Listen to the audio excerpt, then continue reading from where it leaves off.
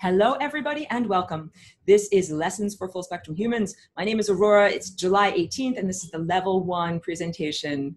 So I'm looking at some of the comments, and it's interesting. Joelle, first of all, Nicole has a beautiful comment that says she started listening audio recording only in her car of last week's webinar, and simultaneously at the same moment, a huge rainbow broke through the rainy sky. So I just thought that was a really beautiful thumbs up from the cosmos to share with everyone. And then this is an interesting comment too that I'm just starting off with. Joelle says the chaos of the birth process is so evident at this time. Joelle, I'm totally agreeing with you. And so this level 1 presentation is all about mastering the mind. Just want to make sure you can see my face okay. Sometimes the camera goes like light and then it goes dark. It's all about mastering the mind. And I think what you're referring to is, I think we are able to see very overtly at this time in human history, overt mind control. Like what we're looking at is not merely evidence of propaganda or competing viewpoints, because I'm telling you, I will read on, it's like a news aggregate system, like many different articles from a variety of different sources. And some articles, as I'm reading them, it's like, how come my mind can't focus on that article? Like, how come I can't even get that information to come inside of my mind? And I literally can feel it's like there's a barrier or a veil or interference in front of some information. And it's very interesting to be able to feel that, because I feel like my practice of my mind is very focused. So I can definitely tell, like, I should be able to think these thoughts. What is going on? How come I cannot think these thoughts? So, and I talk about this more extensively, and now I do it.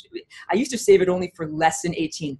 The dreaded lesson 18, but it's not dreaded. It's just that I used to make sure everyone first had all of the information about developing a strong foundation of unconditional love. Yeah, exactly. Pedro is referring to the pooties, pesky occupiers of the interstices.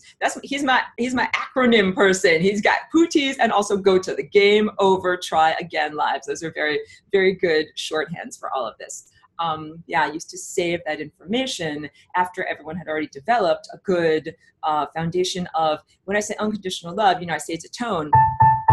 And it's also like energetic foundation, just like bicycle wheels. If you have your bicycle wheels moving at a good rate, then your bicycle is nice and steady. You're not going to fall over. So moving at the right rate, if you have your heart chakra, so there's a lot of people in the new age world, and I'll be talking about your heart chakra, but that's not what I'm talking about, because I think they're talking more about something that is either a romantic ideal or a utopian ideal, and I'm talking literally about focusing your mind as you move through time. So I'm going to give you real substantive examples in today's presentation about what the mind is, where it comes from, why is it hacked, and what do we need to do in order to master the mind. Because mastering your mind, let me just grab this little sculpture over here.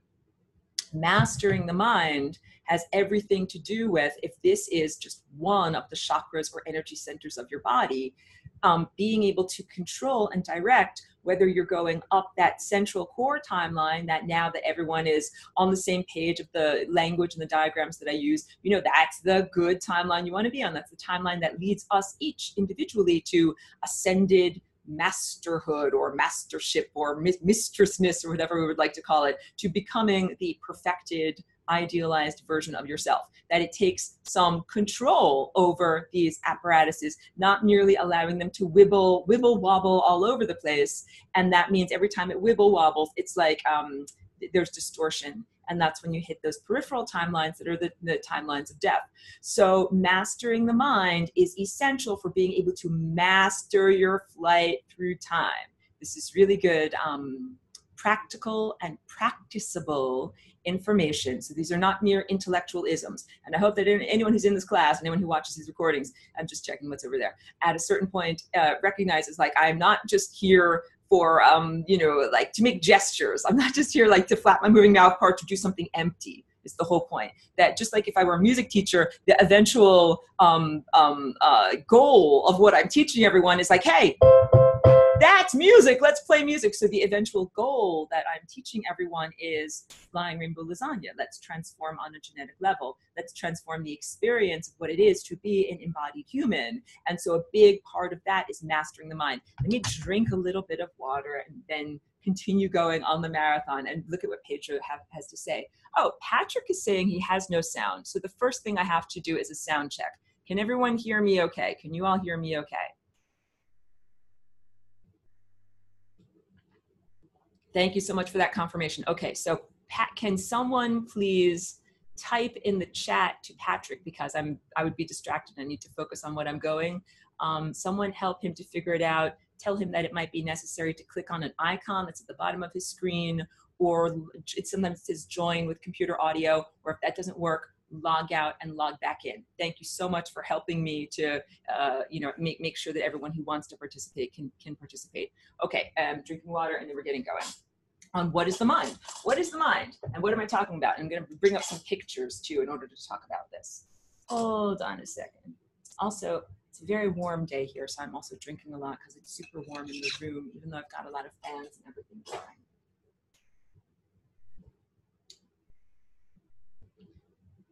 So first up, let's go to pictures. These are some pictures that I have, all waiting for me, perfectly organized on my computer, as I happily go to my share screen. Okay, good. And now let's make sure, there we go. So this is a pretty good image that I can use in order to show you, and it's annotate with the color.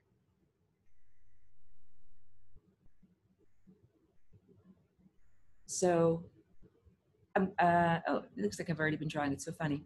I'm going to make some X's. There's one X right there. Here's, these are the convergence points of the chakras or energy centers. And I'm just making these X's in order to kind of highlight, because I know it can be a little bit hard to see on this particular, this drawing is very accurate, but there's so many layers going on that it can be a little bit hard to decipher what's happening for this conversation. So let me make sure I've got the right number here too. Good, excellent. So if we count, okay, thank you. And I make squinty, scrolly faces. Thank you for understanding. I was saying in the little interim before I got going here, everyone in this class is always so wonderful. Like if I have technological problems, or if I'm a few minutes late or whatever, if I have, my dog jumps on my lap, everyone is always super accommodating. So thank you for understanding, including my squinty, scrolly faces. So yeah, I have made 1, 2, 3, 4, 5 little X's, but we recognize that we have 7 chakras: red, orange, yellow, green, blue, indigo, violet. And then if they all add up, they go up to white light. And in this drawing where I've got this circle over here, that is the intersection point of 2 chakras. So that is actually counting as 2. And we've also got an intersection point up here that is 2. So that one also is 2. So what we have is 1, 2 over here, 3, 4 over here, and then 5, 6, 7. So that's how you can understand and read this as a diagram. And now I'm going to rewind. So I've highlighted where the convergence points are and how that interacts with the physical human anatomy that I've got in the picture here. And then we're going to go and focus on that one right there. Make sure it's everything's cleared. The screen is cleared. We are focusing on this convergence point right there. So if you can see the human outline in this, and just kind of emphasize that a little bit, like these are the shoulders and that's the neck, and here's the head up here, that this point over here is the solar plexus, and it is below the center of the chest but above the navel. And this is the level of the yellow chakra. And chakra, again, just for anyone who's new or who's just tuning in, it just means energy center. And you can see if this is a 4 vortex shaped energy center, it is arranged like kind of like, at 90-degree angles, just like that.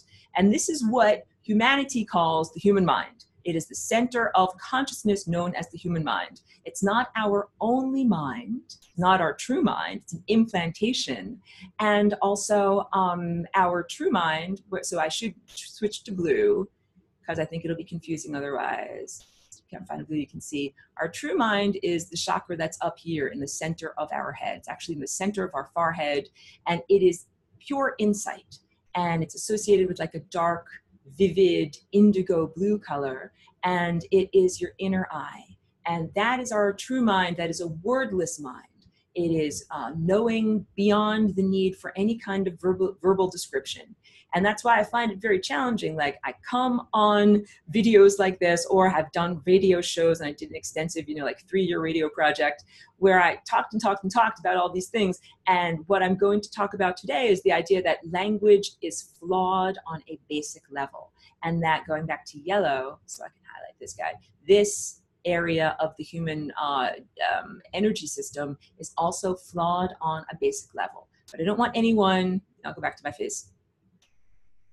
I don't want anyone to like take an ice pick and stab themselves in the ear and, try to get rid of your brain or whatever, because you're like, my mind is hacked, my mind is hacked. Don't want anyone to fly off the handle. Do not fly off the handle. Remain calm. However, yes, this is basic information. And so, like I was saying before, I used to save lesson 18 for level 1 until everyone was like totally prepared to handle it, having already developed that firm foundation of unconditional love. When I say that it is a tone as we move through time, it is a literal musical tone that like, imagine a harmonica, like a mouth harp, and it makes music and harmonics when air, the breath, goes over the reeds. Well, if we are moving through time at the right rate, we're kind of like one of those beautiful harmonicas. And the flow of time flowing through our apertures, which are the chakras on the body, makes a beautiful tone. And what makes us not make a beautiful tone, what makes us go out of tune as we are traveling through time, are clinging to memories of the past, which is kind of like trying to move forward, but you've got sandbags holding you back. You're like, I'm working through resistance. I got stuff holding me back. Or grasping at the future, which is anxiety, expectation, anticipation. Using your mind in order to try to perceive what is going to happen in the future and anticipate events and control and direct time. So that goes down to these basic challenges of how do we control our flight through time? How do we determine the positioning of our chakras? So logic and reason and the implanted human mind are the most inefficient and inappropriate tools to use to traverse the time field. Drinking water. The time field is this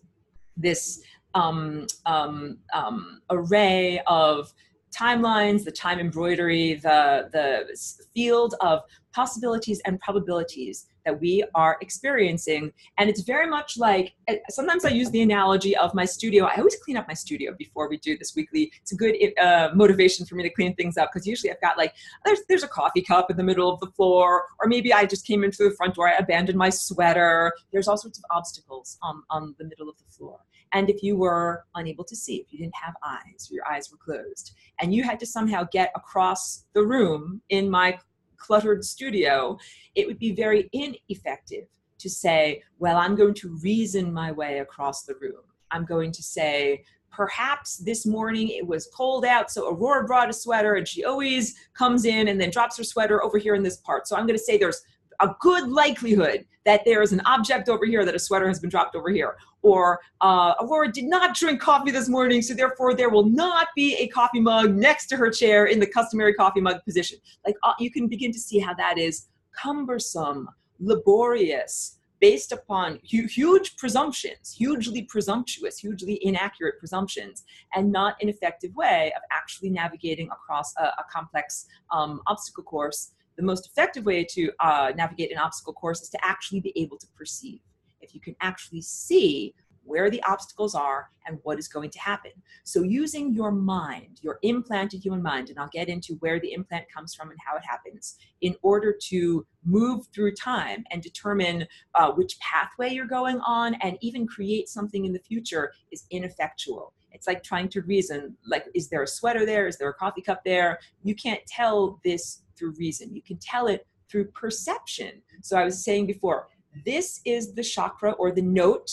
This is red, orange, yellow. So this would be akin to this note, yellow, that is the self-identification of humans that say, this is my mind. This is it's the level of the ego, the sense of self or narrative structure that is a story that we tell about ourselves. And this up here, this note is our true mind. It is our pure insight. So here's the difference between your implanted mind and your true mind. So when you're in your bliss, and when I describe bliss, I am not talking about the bliss of a lobotomized idiot.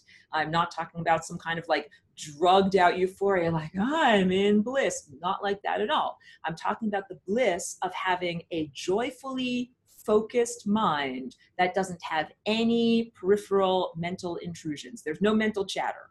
And that happens for me when I'm doing certain activities, when I'm painting my paintings. And so there's some parts of the painting process where I have to think a lot, or I might have to use math, or I might have to count, or I might have to measure, or maybe something's just not working just quite right. Like, anytime you're trying to do something and it's not working quite right, like, it brings up a lot of mental chatter. However, when I'm in my groove, like let's say I've already done, I don't know if you can see them. Yeah. Oh, I'll move aside a little bit. You can see these two guys that I got. Move my chair, do it properly. So you can see these two paintings that I'm working on over here. I've already done the line drawing for them. I've already made a lot of color choices. I've already done like all the heavy lifting. And now at this point, it's just fun, fun, fun. All I have to do is put on some awesome music, line up all my paints. I have to make sure that my paints are just the right texture and that I'm, putting the right color in the right place. But it's like, now I'm just in my groove. I'm just flowing. So that when I'm doing that, I'm in bliss. I don't have to think. I don't have to think, pick up your pencil, pick up the eraser, get the red paint, get the yellow paint. I don't have to think. Thinking is exhausting. And when you think thoughts inside of your mind, you can literally say that it is analogous to friction, or it's analogous to an inefficient engine. So our body system, and I can go back to that little chakra drawing too. Hold on a sec. I'll go back to this. Screen share, take me away. Do it. Technology, work. Cool. This whole system over here, these are like a set of gears, and they all fit together perfectly. And the gears are all interlocking and interdependent. So what one gear system is doing, if one part of this gear system is out of kilter, if it has gone awry, like instead of being at a perfect vertical position like that, if instead it is askew like this, that begins to affect all of the other, they're like water wheels that, or I'm thinking of a good analogy, but it's like energy comes in through the top over here and it circulates down through these energy centers that get larger and larger as they get warmer in color, as we get closer to the material world. And I need to drink some water too. Hold on a sec. If you have a disturbance in any of those water wheels, then it means the flow of energy does not flow as effectively as it is meant to.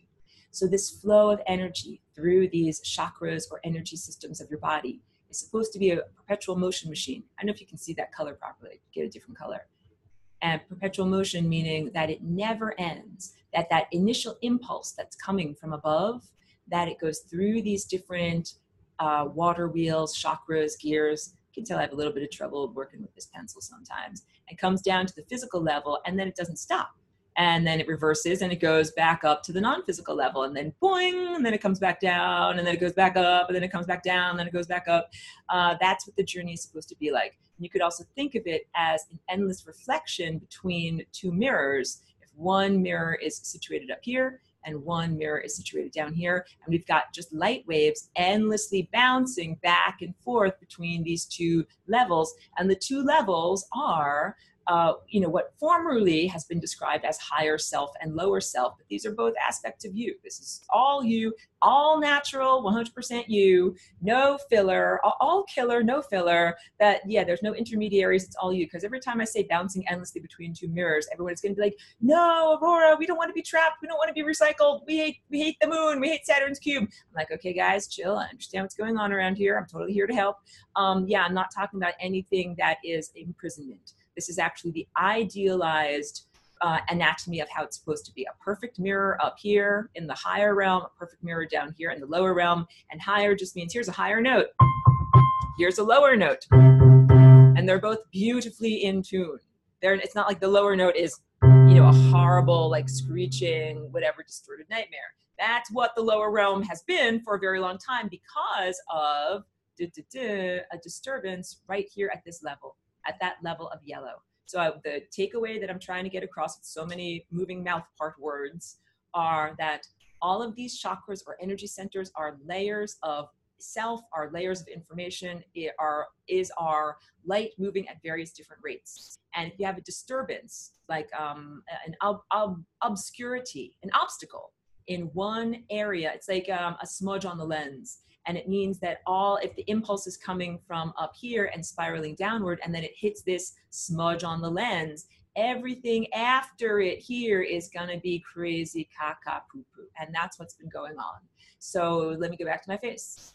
If you were going to invade a planet, the most effective thing to do in terms of planetary invasion is to invade the mind or implant your own mind. Let me just rearrange my chair now that I got things in a little better spot.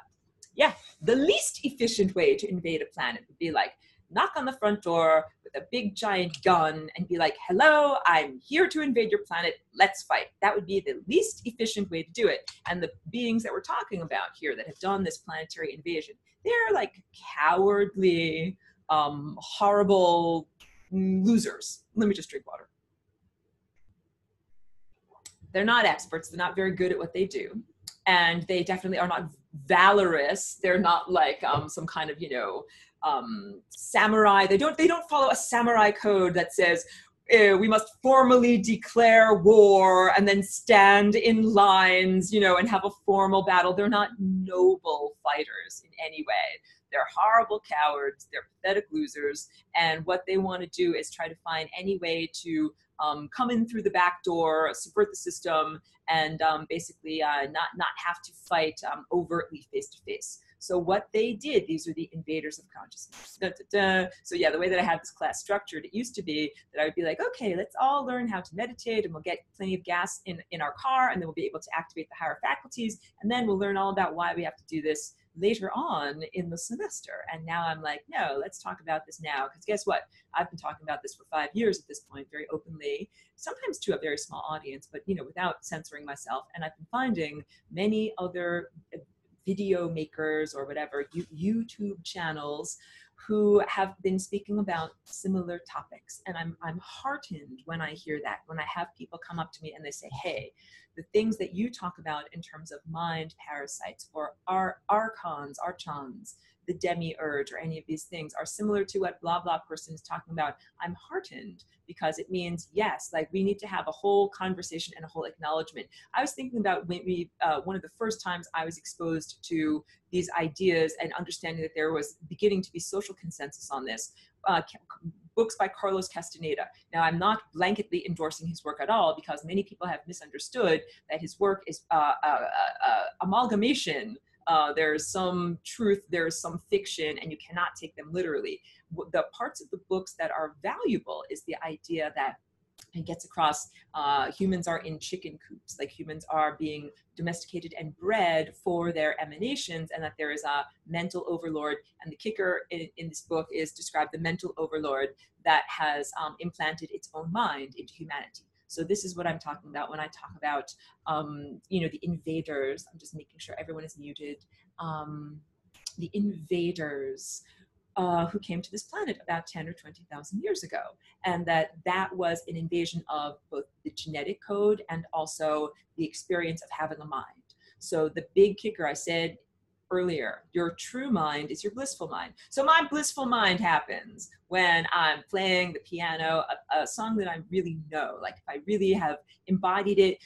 If you're a musician and you practice your instrument, at a certain point, your fingers just know what to do, and you don't have to think like, move my pinky, move my thumb, now do this, and you really can express yourself through the patterns that you've already learned, like through muscle memory. So and you just think I'm not like a formal sports enthusiast, like playing tennis or basketball, but I have a neighbor who was telling me that he finds mental relief from the intrusive thoughts and mental chatter and that friction that should be a perpetual motion machine. His only relief comes when he is playing like an aquatic version of basketball down at the local swimming pool kind of gym area. So it's like anything that is an activity that completely occupies the totality of who and what you are. So when I am playing music and I'm using my body, I'm using my ears, I'm using my perception, I'm looking at the keyboard, I'm listening to the music, I'm feeling it, and it's like I'm using too much of my system to have any processing power, quote unquote, I'm not a transhumanist, left over for thinking actual verbalized thoughts. So now let's get into, thank you so much. Pedro is saying he loves my gory examples. I know. Now let's get into, where does this verbalized mind come from? Because first of all, this is not native. It is not innate. The fact that when you come here as a little baby, you don't have this should be your first clue. Babies have to learn to talk. Babies have to learn to understand human mouth sounds and the patterns, the sonic patterns, the auditory patterns that they create in order to be able to function here. And if babies cannot learn those auditory, mouth patterns, then we say that, that child is diminished in its capacity. It's like not able to function fully as a burgeoning, human in the society. So yeah, learning to speak is essential, and it's why we download this operating system. If you never downloaded this operating system as a little baby, or as like a little child under 4, it becomes almost, I want to say impossible. It becomes very, very challenging and difficult. If you have information inside of you, how do you share it with anyone outside of you? Or how do you communicate your needs or your desires for even basic survival if you cannot share what's inside of you with the outside world? So it becomes a necessity, and that's why everyone does it. However, this is not the original mind. So now we got to go back to what I refer to as the ancient, I'm drinking water, sophisticated, antediluvian, worldwide culture that is known mythologically in this time and place as Atlantis, that in that time, we did not have to use our flapping, moving mouth parts or sonic patterns in order to auditorily transfer information from person to person. That was able to be done telepathically on a bridge of love. So when I say telepathically on a bridge of love, I don't mean like you're gonna hug everybody. That's the thing that I'm talking about. Like when we talk about the love tone, it doesn't mean I wanna hug everybody. It does mean that I'm moving through time at exactly the right rate. So if I'm moving through time at the right rate, it means that all of these spinning gears or wheels of energy are moving at the right rate in my body in order to be a perpetual motion machine. So let's get down to the idea of energetic efficiency. In an inefficient engine, I'm looking for the right word, thrust or momentum is siphoned off or transformed into a different form of energy, and that energy can be heat, like through friction, or sound, or some other form of energy escaping the system. So I joke about this all the time, like when you hear those Harley Davidson motorcycles driving by outside, my dog hates them. They're so loud, they hurt her ears and she barks at them. We're working on the barking though. Those loud, inefficient engines, when they drive by and the guys are like, vroom, vroom, my engine is loud. You can be like, your engine, loudness is displaying that it is highly inefficient. And then I bet they would not appreciate that, but that's my joke. Yes, loud engines like that are extremely inefficient. And so that's, one of the things that you can criticize in terms of the combustion engine of the 21st century. Like, why are these engines so inefficient that they emit heat and that they emit noise, and they could be, created in much more efficient ways? We can get into the whole whatever agenda behind that. But the whole point being, if you have a super efficient engine, you would be able to start off with the initial impulse that made it go. And then if there's no friction, if there's no escape of energy from that circuit that you are creating, from that system that you're creating, the system keeps on going endlessly. And that's what the light wheels, instead of chakras, we can call them light wheels or energy centers of your body. That's what's supposed to happen. Like, you have that initial impetus, that spark of consciousness that begins this whole array functioning, and then the array continues to function, and never ends. That is what life was like in Atlantis. And the idea of life never ending does not mean no transformation, because you can transform and metamorphosize, transform, change your form. So you're still keeping up all the momentum of the perpetual motion machine of your light body, your non-physical and semi-physical body, and you can also keep it going into a new format, like just like a seed transforms into a plant, or any of these biological metamorphoses that we see in the natural world. Dun, dun, dun. Then we get to the planetary invasion, which is the destruction or diminishing of that healthy system, where you have the initial impulse that moves through a perpetual motion machine, a super efficient engine that never ends. Remember, I say this all the time, death is the aberration. And before this death was invented in the time of Atlantis, nobody died. Everybody was a perpetual motion machine. Nobody died. And the way that this death was invented was by hacking. When I say hacking, I'm using that in the traditional computer world term, in terms of if I take a particular item, like a particular machine, and I repurpose it from its original intention. So it means in some sense to gain entry that is unwarranted entry. Like if someone came in my front door without my permission, they would technically be hacking my living room. They'd be entering without my permission. And it would also be hacking if somebody took my living room and was like, we're going to transform this living room and now we're going to turn it into like a spaghetti factory. Like this was not supposed to be a spaghetti factory. It's supposed to be a living room. And so what they're doing is taking what it originally was and turning it into something else. That is what happened with the level of yellow and what is called the level of ego or of human intellect. Let me just drink a little bit more water. So all of the levels of your body are supposed to be there. Hold on a sec. This is not a story about kill your ego. This is not like, oh, get rid of yellow out of the rainbow. Like, no, actually, if you're looking at all of these paintings that I do, all of the colors are necessary. All of the colors are desired. Or if we're doing notes on the piano, play notes on the piano. Like if this is the yellow note, we need that note. That's a good note. That's an E. We need E. E works in a lot of songs. So we don't want to just get rid of yellow. And this means in your mind, like you don't want to just get rid of your ego. You don't just want to get rid of the verbalized mind. So now let's talk, what is the verbalized mind? So I'm clearly moving my mouth parts. My larynx is moving. You can hear verbal auditory messages coming out of me. Like clearly this is verbal conversation, communication. When we're talking about meditation, we're talking about different mind states. So can and this is a question you can answer in the chat, can any of you lovely participants that are here on board remember the day, like in school, maybe it was in kindergarten or first grade or second grade, or whenever you started to learn to read? Because being literate and reading is part of this implantation of language. When you first recognized that when you read a word, that there's a little voice inside of your brain that makes like a little, inner narrator that reads that word inside of you. You're not making that word with your mouth, but you can hear it inside of your mind. Can anybody who is participating right now remember that moment or recognizing that moment or being like, that's interesting. I didn't used to have a reading voice in my mind, but now I do. Anybody?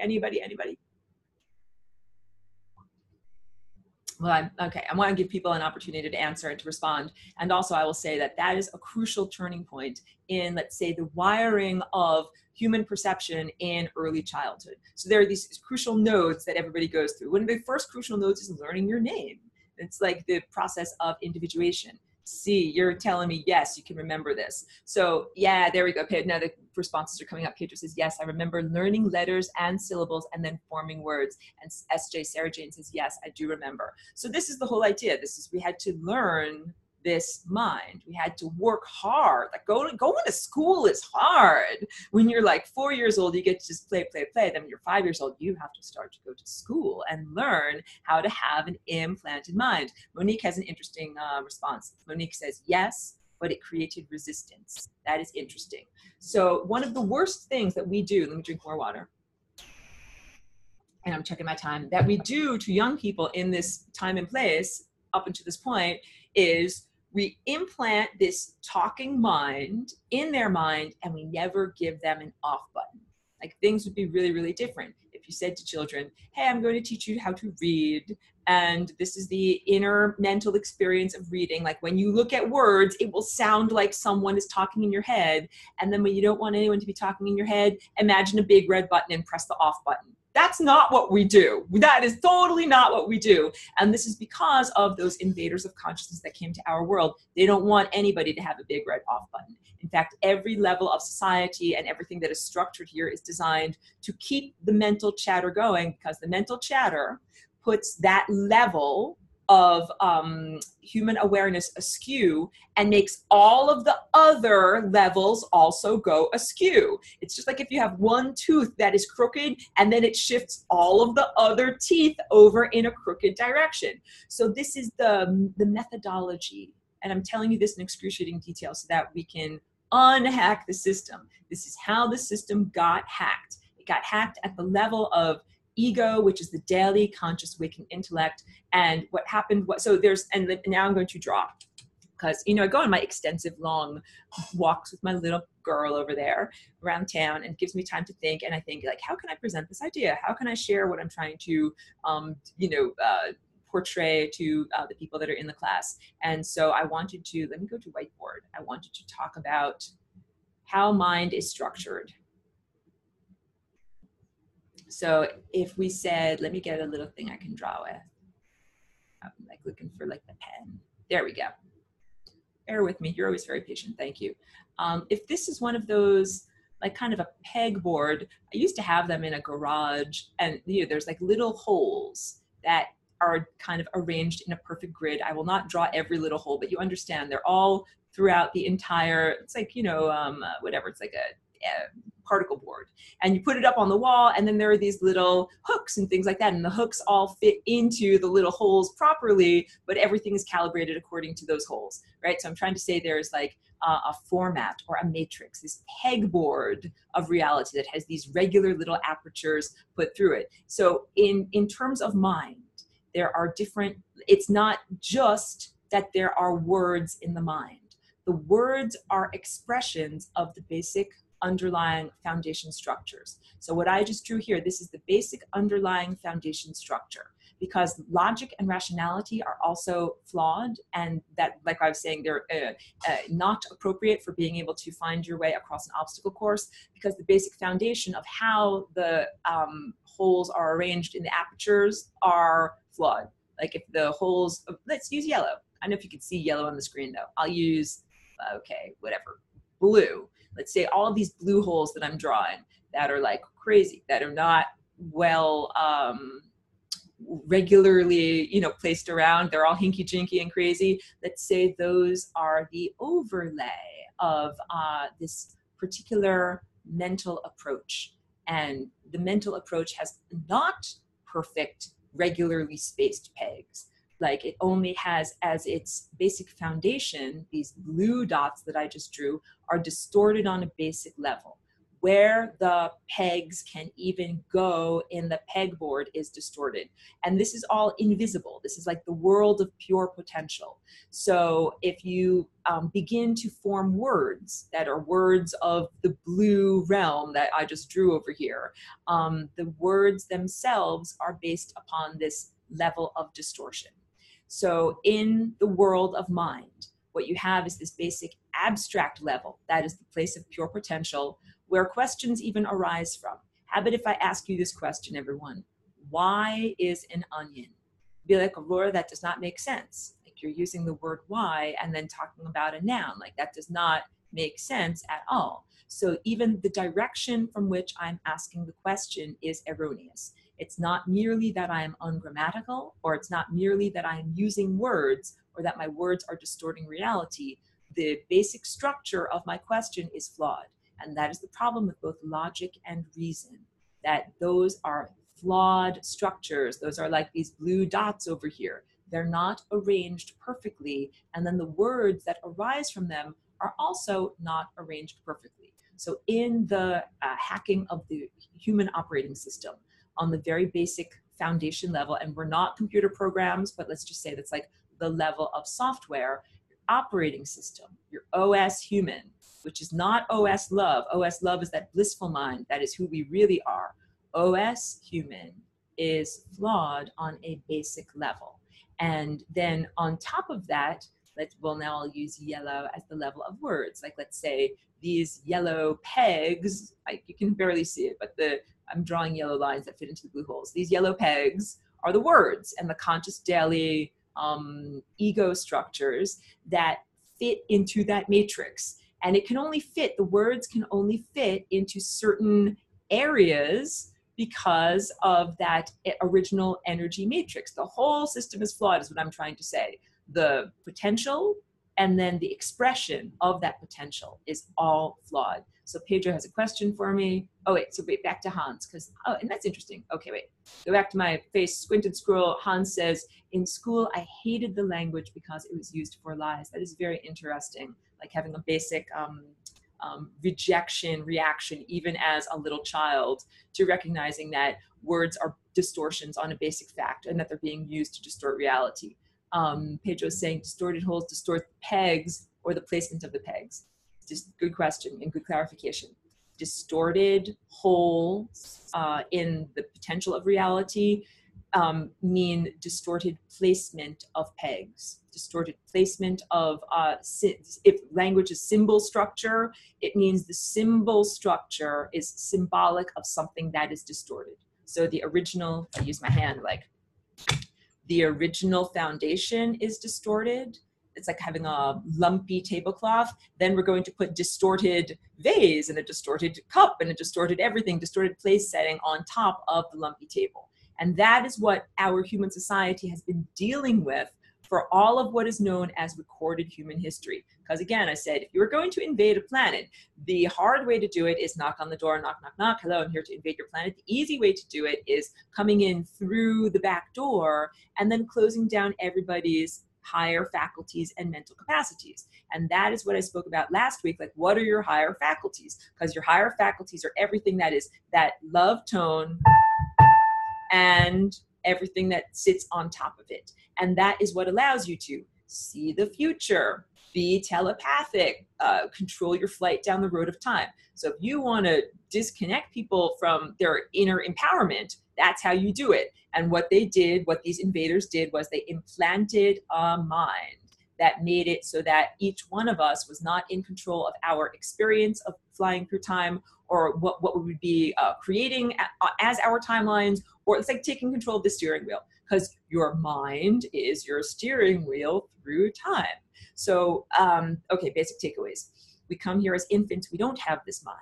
This mind was not created by humans. That's a big takeaway, because everybody thinks, oh, this way of thinking that I'm learning from mommy and daddy, or from teacher and from society, or from church and state, all arose naturally by humans, like this kind of like, almost evolutionary view of mind. Like, oh, it just developed naturally, the way that my eyeballs developed, the way my nostrils developed. Like, these developed so that I could just, survive, like survival of the fittest. So the false presumption that has been programmed into humanity is the presumption that, oh, this mind is the most efficient tool to be able to navigate reality. Just like, having two eyes in my face is an efficient tool to be able to see depth and be able to tell, like, are there obstacles? Are something going to attack me? Where are the most delicious red berries that I can possibly eat? Like that. So that's the presumption. Oh, this mind must be here because it's helping me to stay alive.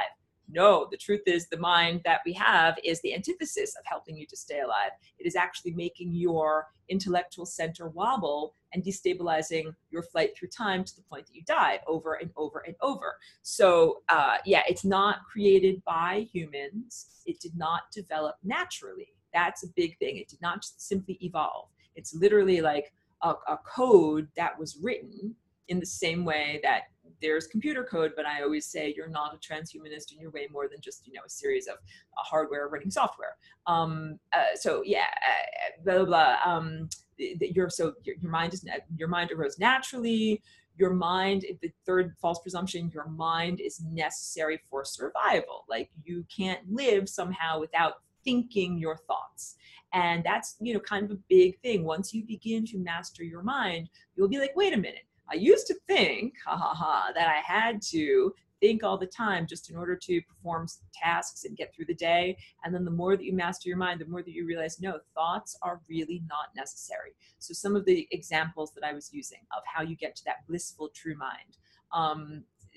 So one part of it is not being bored, utilizing your whole apparatus to optimum levels so that you're not bored, because a lot of the mental chatter arises when you're bored. It's kind of like having extra money to fritter away. If you have $100 but you only need $55, it's like, oh great, I've got 45 extra dollars that I can spend on nonsense, like I can buy lattes or whatever, something that you don't really need. I'm just thinking like whatever, some flash in the pan, something that you don't really need. So that, because that friction of the mental chatter is constantly reducing the energy that we have. So when an athlete is really in their zone, and an athlete in their zone can be like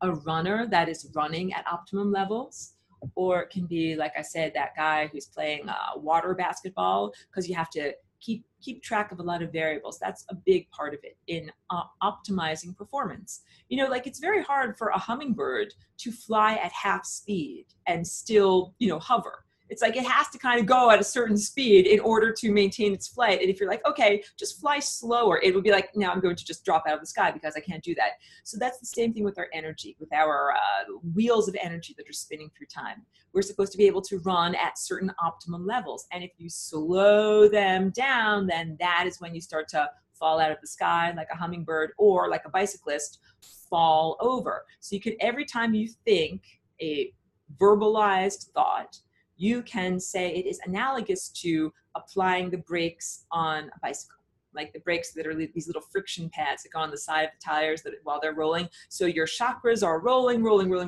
and every time you think, it's like brake, brake, brake, you're going a little slower, you're losing a little bit of momentum. So the different things that bring us to that blissful state will likely also bring up our energetic metabolism. And joy is a side effect of having a high energetic metabolism and also low amounts of friction. You're enjoying the activities that you do. So part of this is behavioral, because we are taught as little children, you must conform to certain social patterns, even if it reduces your joy, because you need to do that in order to survive. So you have to learn how to speak and download this hacked operating system, and also, learn reading, writing, and arithmetic in school. No, kids don't want to go to school, even though at first it's like, school is fun, I play with my friends, but then it's like, oh, I have to go to school. And they learn that pretty fast, and it's like taking them out of their joy as preparation for adulthood, which is like completely taking you out of your joy. You're trudging to work, like with the coffee, with the briefcase, the buttoned up shirt, and no one is feeling joy, like, woohoo, I'm going to work. That's the whole point. It's like you've been domesticated to that point, and that's not our natural state. So again, I'm not going to describe all of this in excruciating details. Pedro makes a very good point over here without giving solutions, and we'll get into solutions. Let me read what Pedro is saying. He says, they drain our fuel so we don't power up our higher faculties. Exactly right. And he's talking about those pesky occupiers of the interstices that are kind of like vampires. So on the one hand, they are siphoning off our vitality, just in the same way that a vampire drinks blood. And when vitality is siphoned off, it takes that energetic momentum where you're spinning at a nice fast rate and slows you down. And that is also what we see in terms of biological health and vitality. In childhood, children have a very fast metabolism. Like if children get a broken bone or an injury, it heals very quickly. Kids run around all the time. I used to be a professional nanny and babysitter. Yes, babysitter, nanny Aurora. Yes, I took care of a lot of wonderful kids and lasagnified them all. And if you've ever taken care of little kids, they like to run around a lot. They like to play. They don't, by their nature, sit quietly with their hands folded and pay attention to the teacher. Like that is the antithesis of what little young people are like. And I propose the idea that it's the antithesis of what humans are like, that the adult human that is used to like sitting in a chair for 8 hours and driving for a certain number of hours and, doing all boring, choreful work, is the domesticated human, or the human like with a spirit broken, like the way that horses are broken for the saddle. We are looking at the behavior in adulthood of beings that have been broken in order to accommodate, these mental intruders. So that's a big, big takeaway. I don't have Windows, I'm like a Mac user, but I've read all about how Windows 10, the operating system from Microsoft, is horrible in terms of privacy and user interface, that it actually gives access to the Microsoft company. When you download Windows 10, you click that privacy agreement, you're saying, yes, I agree that you as Microsoft are allowed to look at my emails, you're allowed to monitor my keystrokes, like everything that you press, everything that you put into your computer, a Microsoft company can monitor, because their rationale is, hey, you're using my software. I get to do whatever I want to do. I get to look at your computer because you're using my software. So these pesky occupiers of the interstices that are horrible demons that have invaded our planet and invaded our human genome, they're like, here, download my free software, use it. It's called the human operating system. And then within that human operating system, there's like a sub program or an app that is the English language, because there's also other apps that are the Chinese language or American Sign Language or whatever symbol structure you're using in order to talk with other people. And the point is, it's all running on that distorted foundation, that distorted pegboard. And one of the basic presumptions of the creators of the software is, hey, I made the software. You don't like it? Go elsewhere. Ha, ha, ha, ha, ha, which is what Microsoft says. Microsoft is ubiquitous. The human operating system is ubiquitous. If you don't download the software, you are looked at as mentally deficient. Like you can't interface. You can't take ideas out of your head on a thumb drive and put it into someone else's computer. That means you can't communicate. You are looked at like a diminished being. So blah, blah, blah. Let me read what Joelle is saying and then I'll move on. Joelle says, and I'm squinting, I know, in Kundalini yoga practice, they give us a high vibrational mantra to repeat to the mind to give it something constructive to do. Very good. Hold on, I'm drinking. She says, the mantra is Sat Nam, truth is my name, quote unquote, as a way to tune into the inner teacher. They recognize how every word we speak vibrates into the upper palate and activates the brain in certain ways. Even the words we think creates a resonance. Beautiful. A really good segue into what do we do in response to this implanted mind. So the first thing is recognizing, where does it come from? What are we dealing with? We are dealing with something that is software that was written by someone else, by something else, like a foreign civilization for its own convenience and use. You are just the user. You are just the consumer. You are not in there, and that's what I'm saying from their viewpoint. You are just the user or the consumer. You are just the lowly peasant or slave, and they are the Microsoft ubiquitous software, big brother giant software company that's doing everything. So now into what do we do in response to this? How do we master the mind? I am luckily, thank goodness, not the first teacher to recognize that this is going on and to recognize that it is necessary to do something. So there are many, many different schools of meditation. And that's why I don't have to have a whole class all about how to meditate, because there are wonderful teachers throughout the ages and throughout many different cultures who have developed different techniques to be able to do this. So what I would urge is for each person to find the techniques that work for you. The meditation or mindfulness technique is the ability to push the big red button and say stop on the mind. So in basic, timeline is you were born as a little baby, you developed this individual sense of self, you learned your name, you started to learn about time and when things happen, like early and late, and when you had to do things. Then you went to school and started to learn about how to read, and also you had to learn to respond not only to your name, but like this is called cup. When you're thirsty, you have to ask for cup, right? Like you have to learn these different language structures in order to survive. And then at a certain point, you learn reading and writing, you become literate as a preparation for being a full, participant in society and having a profession. That also means that you begin to have mental chatter that is not under your control. And so this is like the big, like there's a literal reflex is the word I'm looking for, that is called the reading response. If you are literate in a particular language and you look at a word, your mind reads that word as a reflex. Just like if you hit your knee with a hammer, your knee jerks. You're not thinking and saying, going to make my knee jerk now. So that is the whole point. Like if you're driving along and there's billboards on the highway and the billboards say like, drink a Coke, even if you're not specifically intending to read the words and have your mind say, drink a Coke, that is what happens. This is the whole point. The yellow operating system, when we download it, it has software vulnerabilities that allow those pesky occupiers of the interstices to enter our minds without our permission. That's the whole point of why they do it. There's back doors. There's like a back door on your computer, which means someone is secretly being able to observe you or control you or siphon information off from your computer. And in your body experience, it means that these pesky occupiers of the interstices have access to your thoughts, your verbalized thoughts, your thought structure, the story that you use to make up reality, your cosmology, or the sense of like who you are and why things happen and where objects come from. That's why I use the example of why an onion. Like, this is big. This is about objective materialism. This is about rationalism. Like I said, the whole idea of rationally logicking your way across an obstacle course does not make sense. This whole implant at this level meant, just like if you have a plant that has a stem and you break the stem or bend it, and then, if it had leaves down here and leaves up here, and you bend the stem.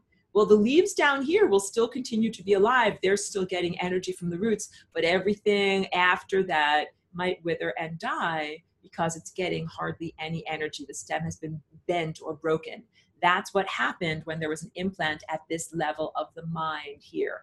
That chakra went askew, the stem became bent, and all of the other energy centers of higher perception, what we would call superpowers, withered, and they became dormant. They became minimally operational. And that is the story, the very sad story of the invasion of this planet and the domestication of humanity. So back to Joelle's wonderful comment. One school of meditation has developed the idea of mantra, which is endless repetition of a particular word or phrase that is rather arbitrary. It doesn't have to be anything. Like, you can even use the word ambulance. That is a very neutral word. If you just repeat it to yourself over and over and over, internally in your mind, at a certain point, it becomes abstract. So, when I begin to talk about this, I'll be very clear in my language. One of the first things that it's necessary to do is to find distance between your true self and the verbalized talking mind. And this does not mean disassociation. So I'm not encouraging everyone to just disassociate from their pain or their suffering. That's where you kind of remove yourself from pain, and someone could be like, like stabbing you with a knife, but you're not feeling it because you're like, that's not really my hand. Because what the idea is to say, what is your true mind versus thoughts that are not your true thoughts? So at a certain point, you're going to perceive thoughts and you're going to say, those are not my true thoughts. That's the goal of this level of not disassociation, but let's say distancing yourself. So in order to do that, and this is early in my journey here, what I started to do is practice inner silence. I hadn't fully mastered my mind, but what I did was learn ways that I could get a buffer of inner silence, because it's constant talking. You can't even focus, can't even figure out who you are. It's like you want to play music, can't even hear your own music because there is so much chatter. So the first thing that I started to do was practices that would just cultivate some amount of inner silence. What works well for me is long walking, or sometimes listening to certain songs. It has to be the right song for you, choose your own music, or performing activities like doing my paintings or playing music, where it's like, I don't have to talk and verbalize in the inner world. And what some people like to do is sit quietly in meditation. What some people find is that actually moving their arms and legs is too distracting, and the best thing to do is just sit or lie down or do something like that. I'm like super active. So for me to just sit or just lie down is not really that, it's not using my whole apparatus. So for me, that does not work comfortably. So that's why I'm like telling you, I'm the type of art teacher that will just tell you, here, where's a paintbrush? Here's a paintbrush, get a paintbrush. Here's a paintbrush. And I put the paint here and I hold this part and I, damp it on the canvas. So what I'm trying to say is I found the things, or just like diet or exercise, I found the things that work for my body. Everybody's going to have to find the things that work for their body. Look who's coming up. It's the boss. This is Snuggly Wigglebottoms over here. Now you guys all know her secret name. Okay, so animals, we could talk about animal mind too. And animals have a beautiful type of mind, but it is not the verbalized human mind. It is not equitable to that, but they do have mind perception. They do have memory, and Cheeky absolutely understands an extensive vocabulary, largely relating to TREATS, but even when I say that and spell it out, she's like, I know what you're spelling out at this point. So yeah, dogs are incredibly intelligent and able to discern different sound patterns. And what I've done with teaching Cheeky language is I always say the same thing every time we do something. So just to give an example, every time we cross the street, I say, go across. And at a certain point, she started to understand, I know what across means. And so now she understands that. Yeah. So one of the methods is mantra, which is just repeating over and over. And that's like saying, they use the example of an elephant's trunk. Like elephant's trunk is always questing, questing, questing. It's like looking around for things to touch, looking around for things to smell and to sniff. And that's what the mind is. It is restless, it is questing. And sometimes it is even spastic, like a limb that you can't control. It's just waving all over the place.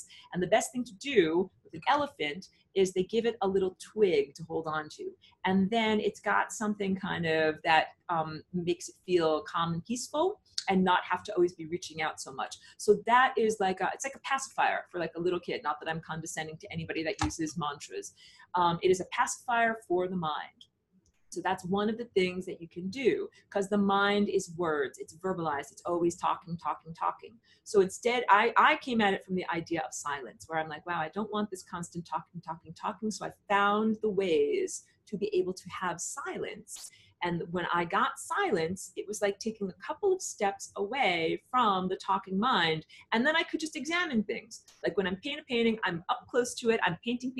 And then I'm like, okay, I have to step back and actually kind of look at it and say, okay, like needs less yellow. This part over here is crooked, or, whatever.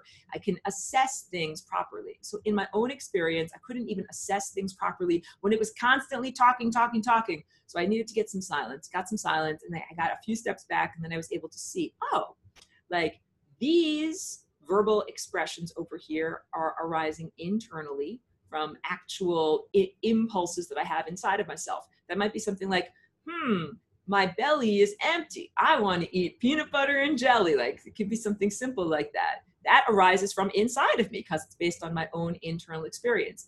And then contrast those thoughts in my analysis of what's going on in my verbalized mind with these thoughts over here that do not appear to arise internally. And that definitely are intruders that do not come from me and that are not associated with my own particular experience. And I started to get really good at making an analysis distinction is the word I was looking for, to making a distinction between the internal experience of internally arising thoughts and those that are not the internally arising thoughts. And I'll get to your questions.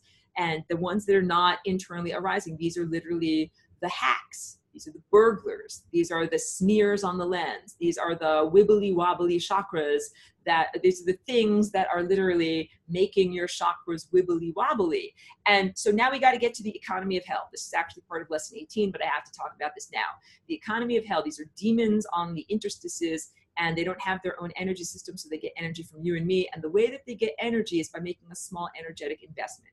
And our own economy is based entirely upon the economy of hell. So this is how this makes sense. It's like investing in the stock market or investing in any kind of venture capitalism. If you're like, okay, I'm going to invest $100, but I want to get $1,000 back. That is what these demons do. They will invest $100 worth of energy in terms of poking you or putting energy into your chakras in a way that makes them go askew.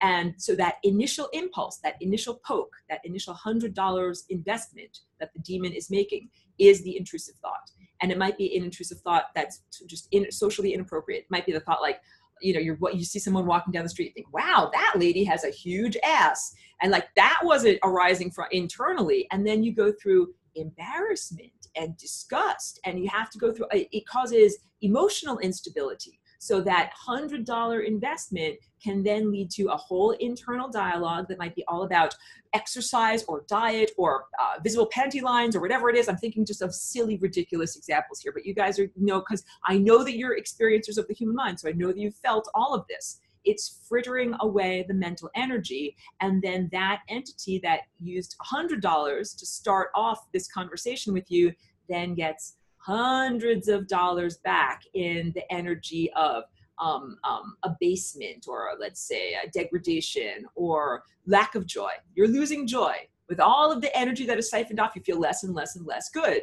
So that's the whole point, that these inner conversations are not uplifting. If it's a real conversation with your higher self, first of all, this is the kicker, you feel it as a feeling of love in your heart. So I've said to you many, many times that love is tone that you sing with your body. And when I'm talking with anybody, physical or non-physical, I can feel if they're sending me real love, because it feels almost like not an ache in my heart, but like a very special feeling in this layer of my body. And it also brings a little bit of tears to my eyes. And that's the only litmus test that matters. And for many, many years in this experience here as Aurora, I was interacting with all sorts of thought beings, all sorts of non-physical, non-embodied beings that I could perceive and hear words from. And none of them were loving. These are all the turds who refuse to flush. They are very, very loud and very, very chatty. In other semesters, we've called them as a class, the peanut gallery. Like, more comments from the peanut gallery. Be lighthearted, because otherwise you're going to just want to stab your ears with an ice pick because it's so unpleasant.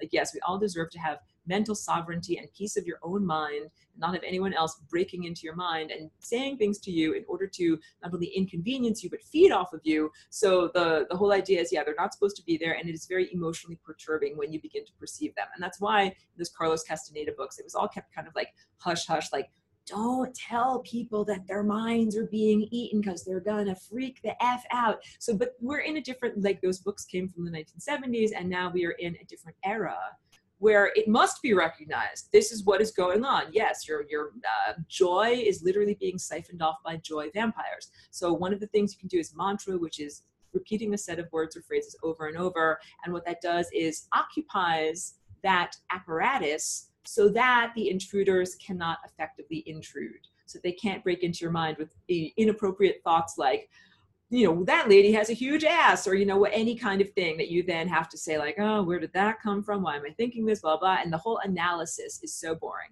It's like when you're doing your laundry. You don't want to have to scrub out every single thing. You don't want to have to like look at every single, like, that's dirty underpants. Okay, let's wash it out, wash it out, wash it out. Oh, okay, now it's clean, put it over there. Like doing every pair of your underpants one by one is torturous. And that's what it is like when you analyze every intrusive thought.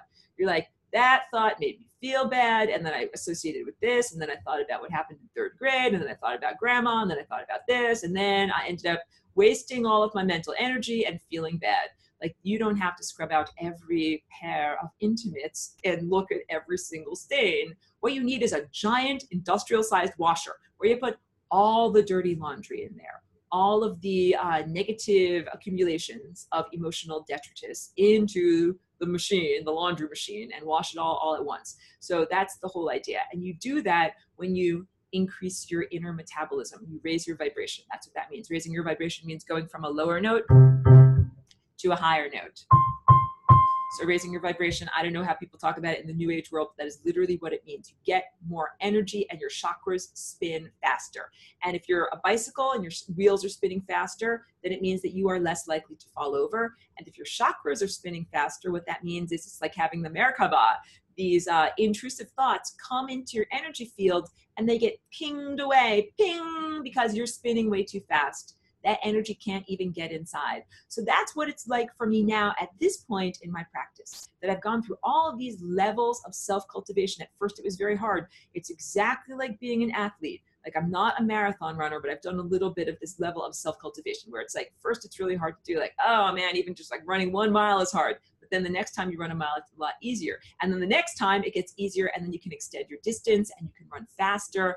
That is what it is like when you begin to master your mind. And mastering your mind, this level of awareness, is absolutely essential to be able to begin to unlock these higher levels of perception. There is no way to get past this. If you want to be a marathon runner, you have to actually move your arms and legs and run down the road and, put on sneakers and, like, get sweaty. Like, you have to do it. There is no instant just jumping to the finish line. This is, it's also not to be condescending. This is what was done in Atlantis, like, as little babies. The way that we teach little babies, like, how to have a mind and how to read and be invaded. Little children at that time were taught hey, here is how you protect your energetic metabolism. Here's how you keep your wheels spinning at a fast rate. Here's how you ping away invaders so that they don't come inside of you. Like, it's having an energetic metabolism and immune system. So we are trying to get up to those levels. And once you become adept, then it's kind of like you're moving so fast that your enemy is moving in slow motion. You're moving at a much, much faster rate. So if someone is trying to like punch you in the face, it's like, oh, look, a fist is coming at my face. Oh, look, it's like you have 10 years to respond. You're like, oh, look, the slow motion fist is still coming at my face. And there are a variety of things that you can do in response to these energetic attacks. So now, wait, okay, and I'm going to get to all these questions. So there's different schools of meditation. And all of these different approaches, there's like different exercise approaches, are all focused on cultivating the body. They're all focused on building muscles. And you can build different muscles through different activities, right? Like lifting a 50-pound weight will give you a particular type of muscle. Lifting a 2-pound weight 50 million times will give you a different type of muscle. So it's all valid and it's all exercise. And the end goal of this fitness regime is that in the end, only you are thinking your thoughts with your mind, and you use your verbalized mind when you want to, and you press the big red off button when you don't want it. So at this point in my practice, and I'm not like falsely self-aggrandizing myself, it's just like saying, if you're an athlete, yeah, I've run 17 marathons and I've done it.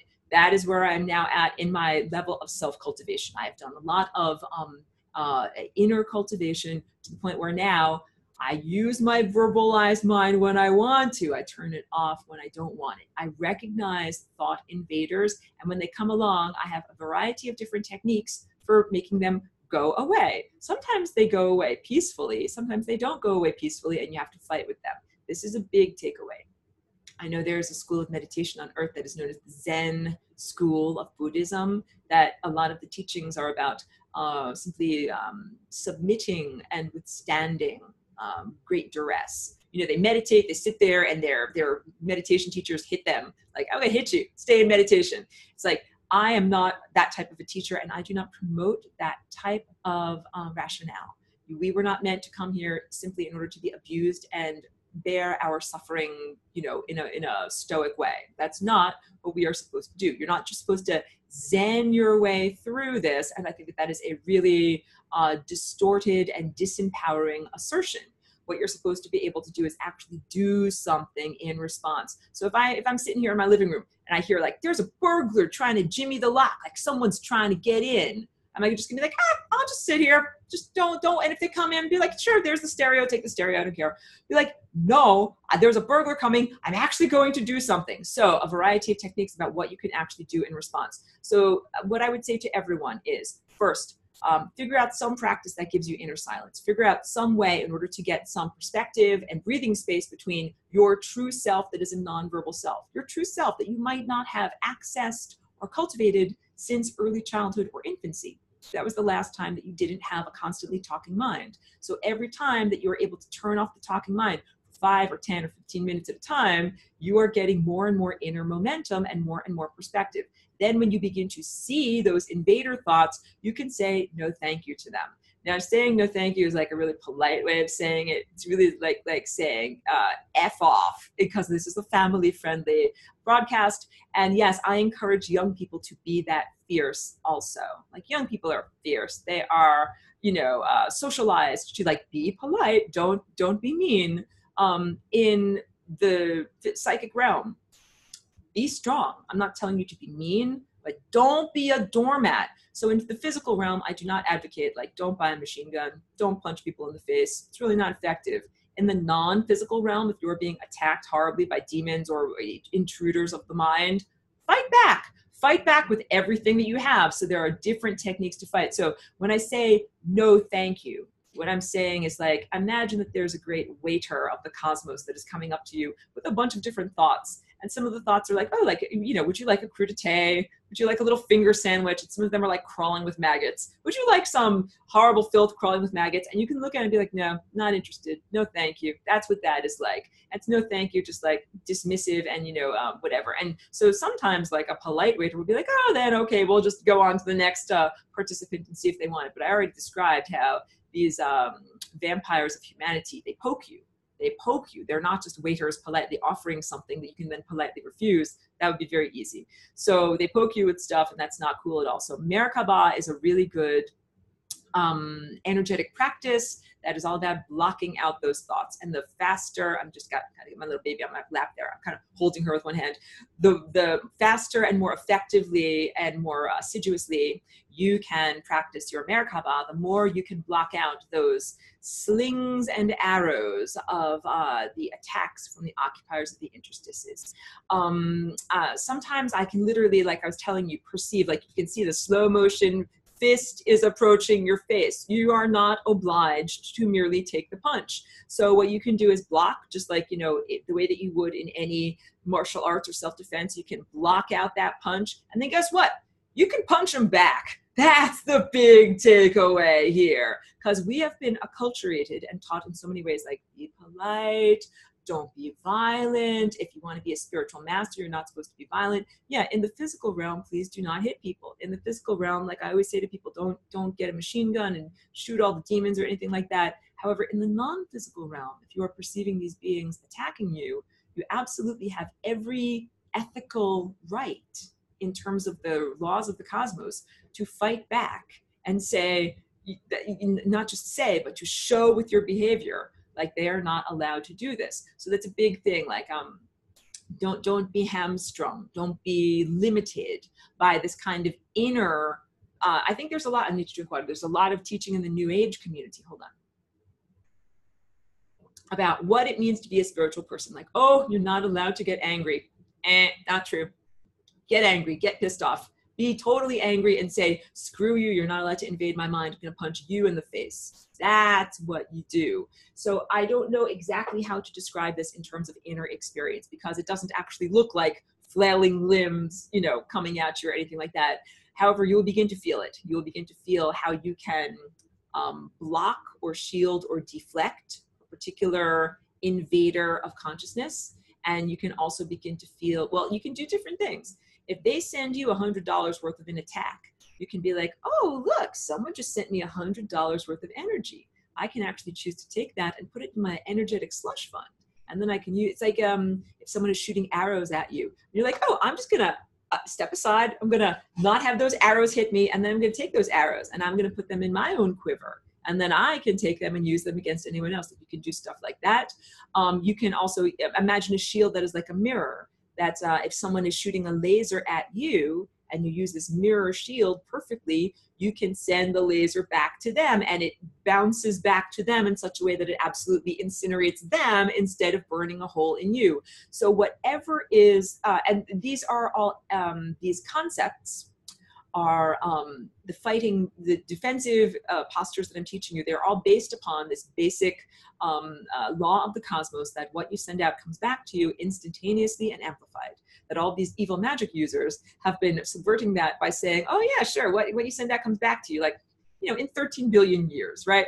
It'll come back sometime. We'll just keep kicking that can down the road and face the music later. But the real law is it comes back to, what you send out comes back to you instantaneously and amplified. So if they are literally, you know, thought criminals, that they might be sending out the idea and the intention for you to get a horrible disease and die. They do this type of stuff. It's called cancer. Cancer is literally, you know, when a person manifests an actual tumor, the actual disease of cancer, it's the end result of being subjected to an extensive amount of invasion of thoughts and invasion of the body system and invasion of the time system or your chakra system. And so if someone evil is sending out the intention for you, like, you know, I'm not saying this to you, but like you're going to get sick, you're going to get sick, you're going to get sick, it all bounces back to them. And they actually end up getting a horrible disease, even worse than what they intended to send out, instantaneously.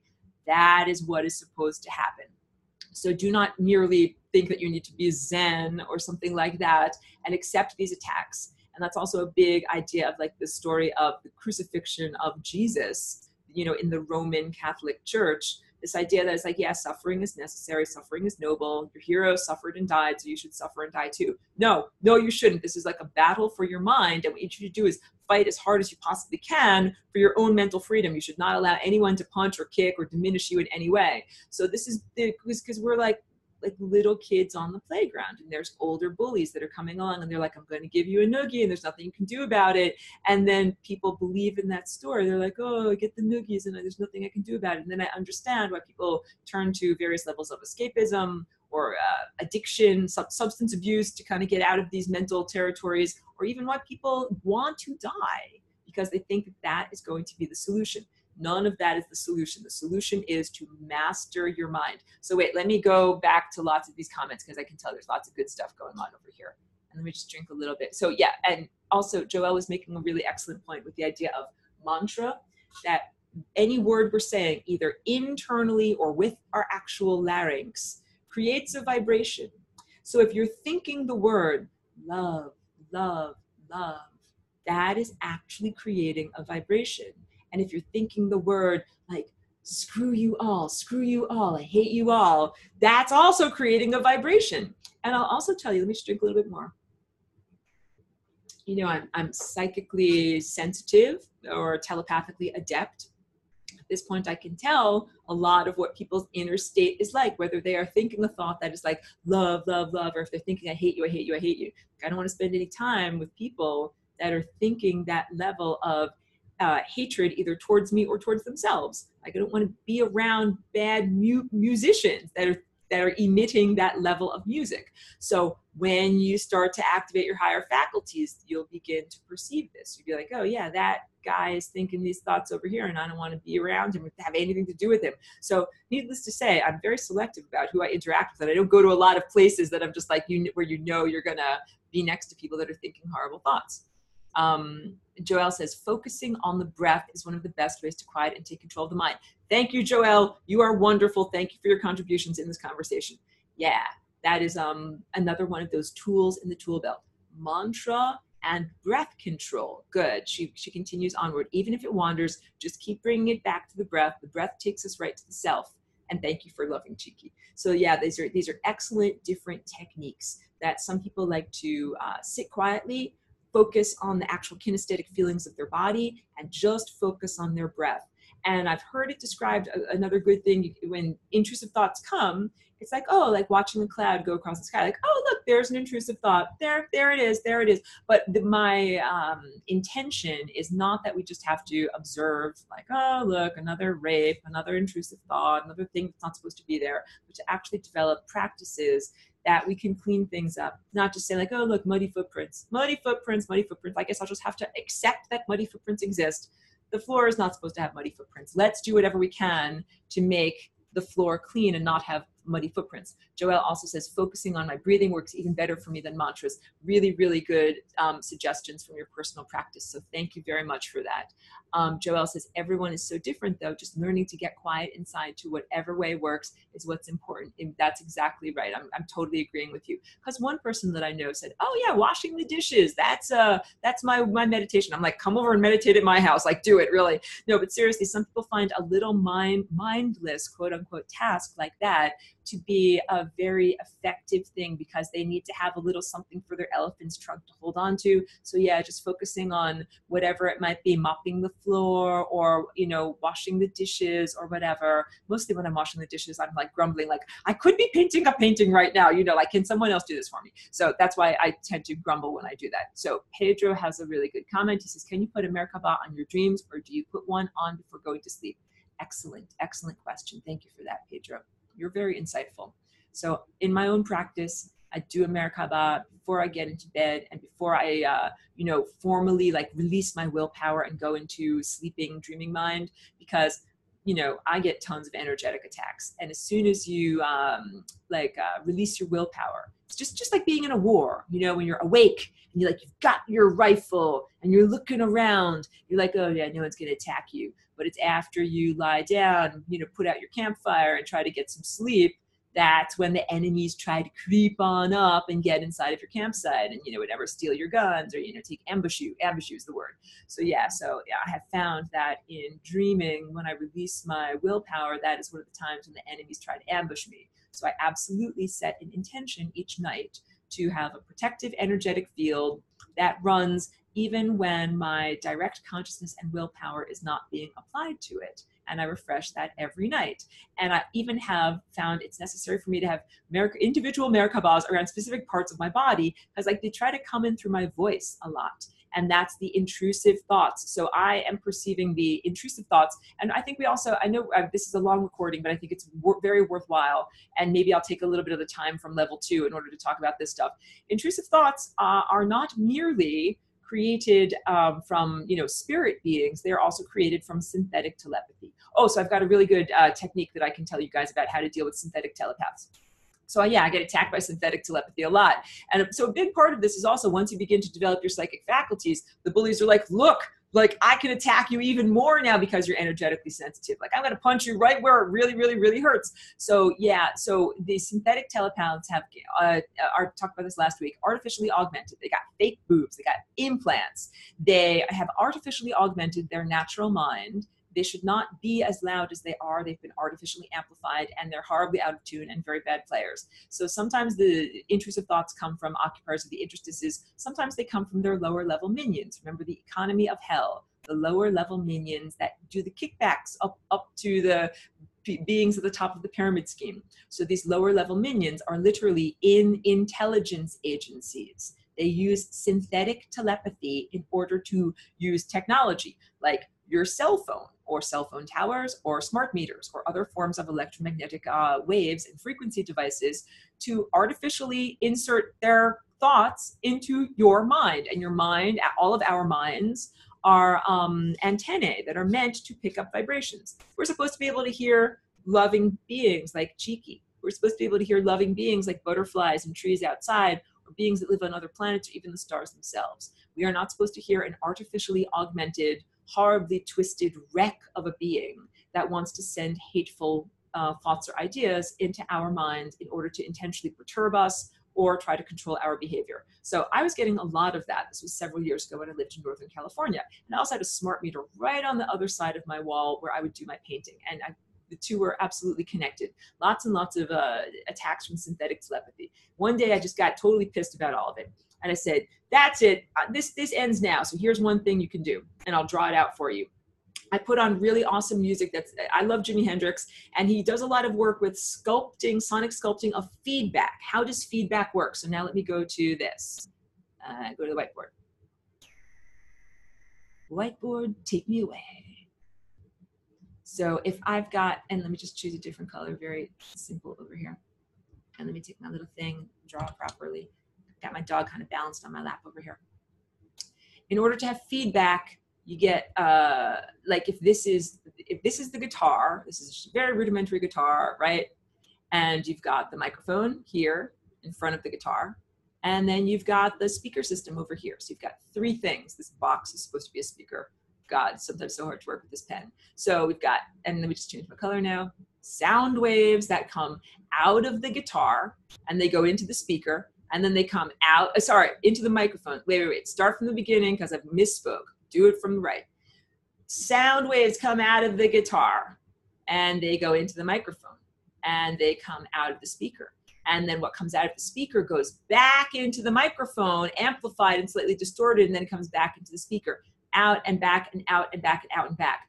And that is what feedback is. When you have synthetic telepathy, the three things that you've got, I'll draw kind of over here in the other area of the screen. You've got one brain that has natural telepathy. You've got one brain that has synthetic telepathy. And then you've got that same brain that has synthetic telepathy that also has natural telepathy. It's got three things. So what's supposed to happen is a beautiful, loving conversation on a bridge of love between the two natural brains, right? Natural brains making a beautiful bridge of love. But what we have instead is our red emanations from synthetic telepathy are coming over here into the green brain.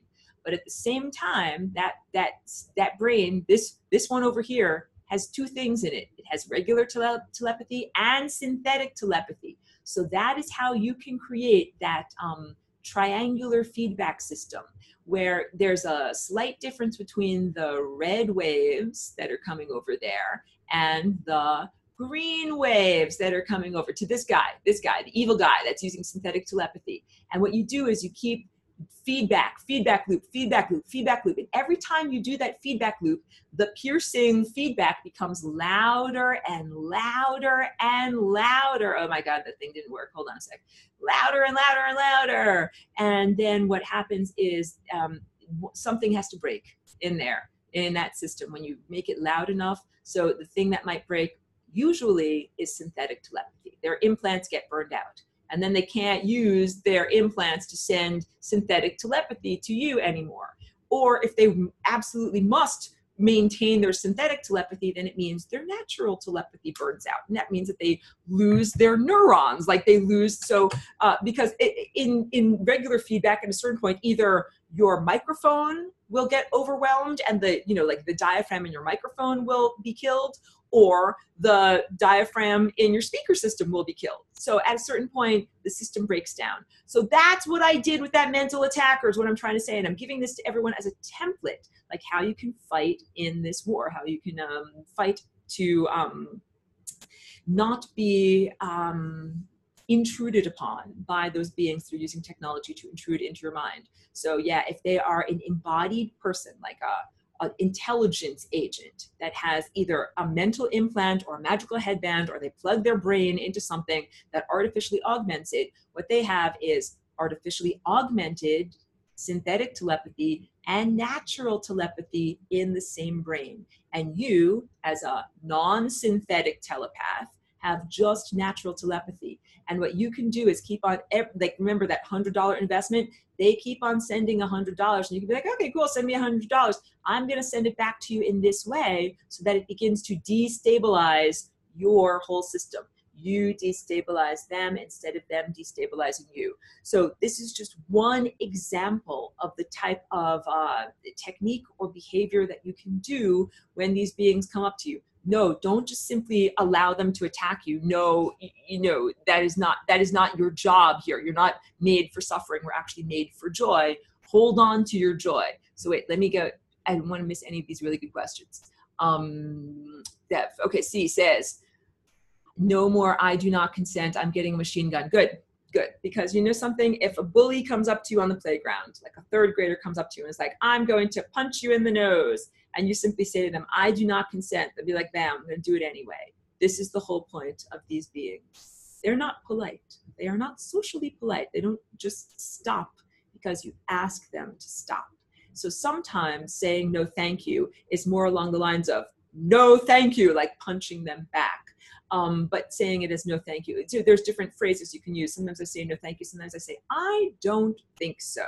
And that is when intrusive thoughts come along to me and they think about the worst possible realities. Like, would you like to think this thought about someone you love being, horribly mutilated? I'm like, no, that's crawling with maggots. I don't think so. So these are beginning to understand your mind is your manifestation mechanism. And if you do not wish to manifest the experience of your dead, loved one or mutilated loved one, then you can say like, hey, I'm not interested in that. And the best, use very, literal word structures when you speak back to this. Oh, interesting. Pedro is saying no more Dorian Gray painting. So this is, I would love more clarification on what you're referring to. Because the picture of Dorian Gray, this is like from an old movie, where Dorian Gray was able to stay young, and I think he was kind of like a vampire, and then, spoiler alert, at the very end, he loses his power, and you see him go from being like young and vibrant to instantly aging, and his skin becoming wrinkled, and then like poof, like he turns just into dust. Yeah, the portrait of Dorian Gray. So I'd love to know more of what you're talking about. Pedro says, what they send with synthetic telepathy, you send back with natural telepathy. Yes, now you're getting it. So natural telepathy is meant to be done on a bridge of love. Love being like the waveform carrier that connects the two minds together. And that you're connected to other beings through love, even if they are these diminished, synthetic telepaths. That is the whole point. And that real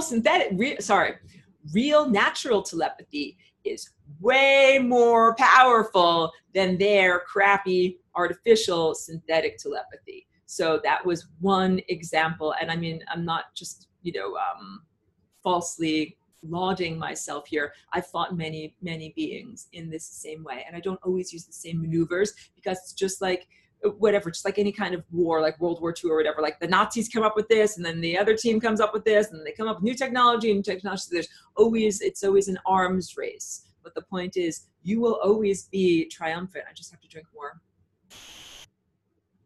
As a natural telepath, as a pure love-based being, you're way ahead of any of the lame hijinks that can be pulled through synthetic telepathy. They're not very good at what they do. They're not very convincing. Wait. Okay, blah, blah, blah.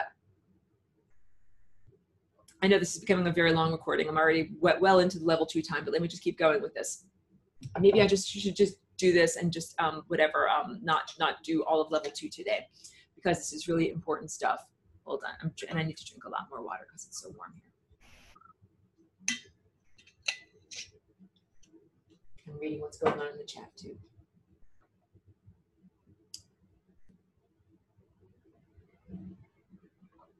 Oh, Pedro is saying about that picture of Dorian Gray, they don't keep the consciousness in the painting, they get it instantly. I'm not exactly sure if I understand what that was. Natural telepathy is way more powerful and coherent than synthetic telepathy. And how can I describe, just collecting my thoughts. Hold on. Yeah, that's cool.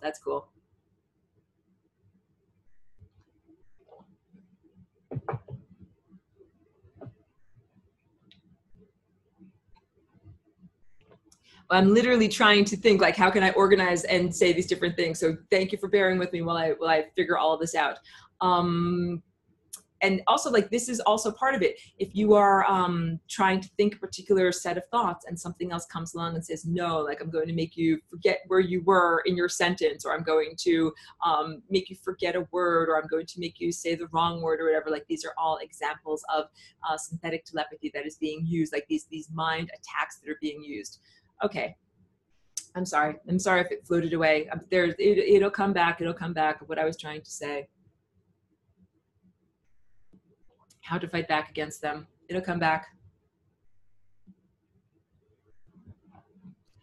Joelle's making a good point. She says, we are supporting each other's thoughts too. Absolutely. What you send out, the music that you are sending out, if it is well tuned in your thought structure, you're affecting everyone else around you.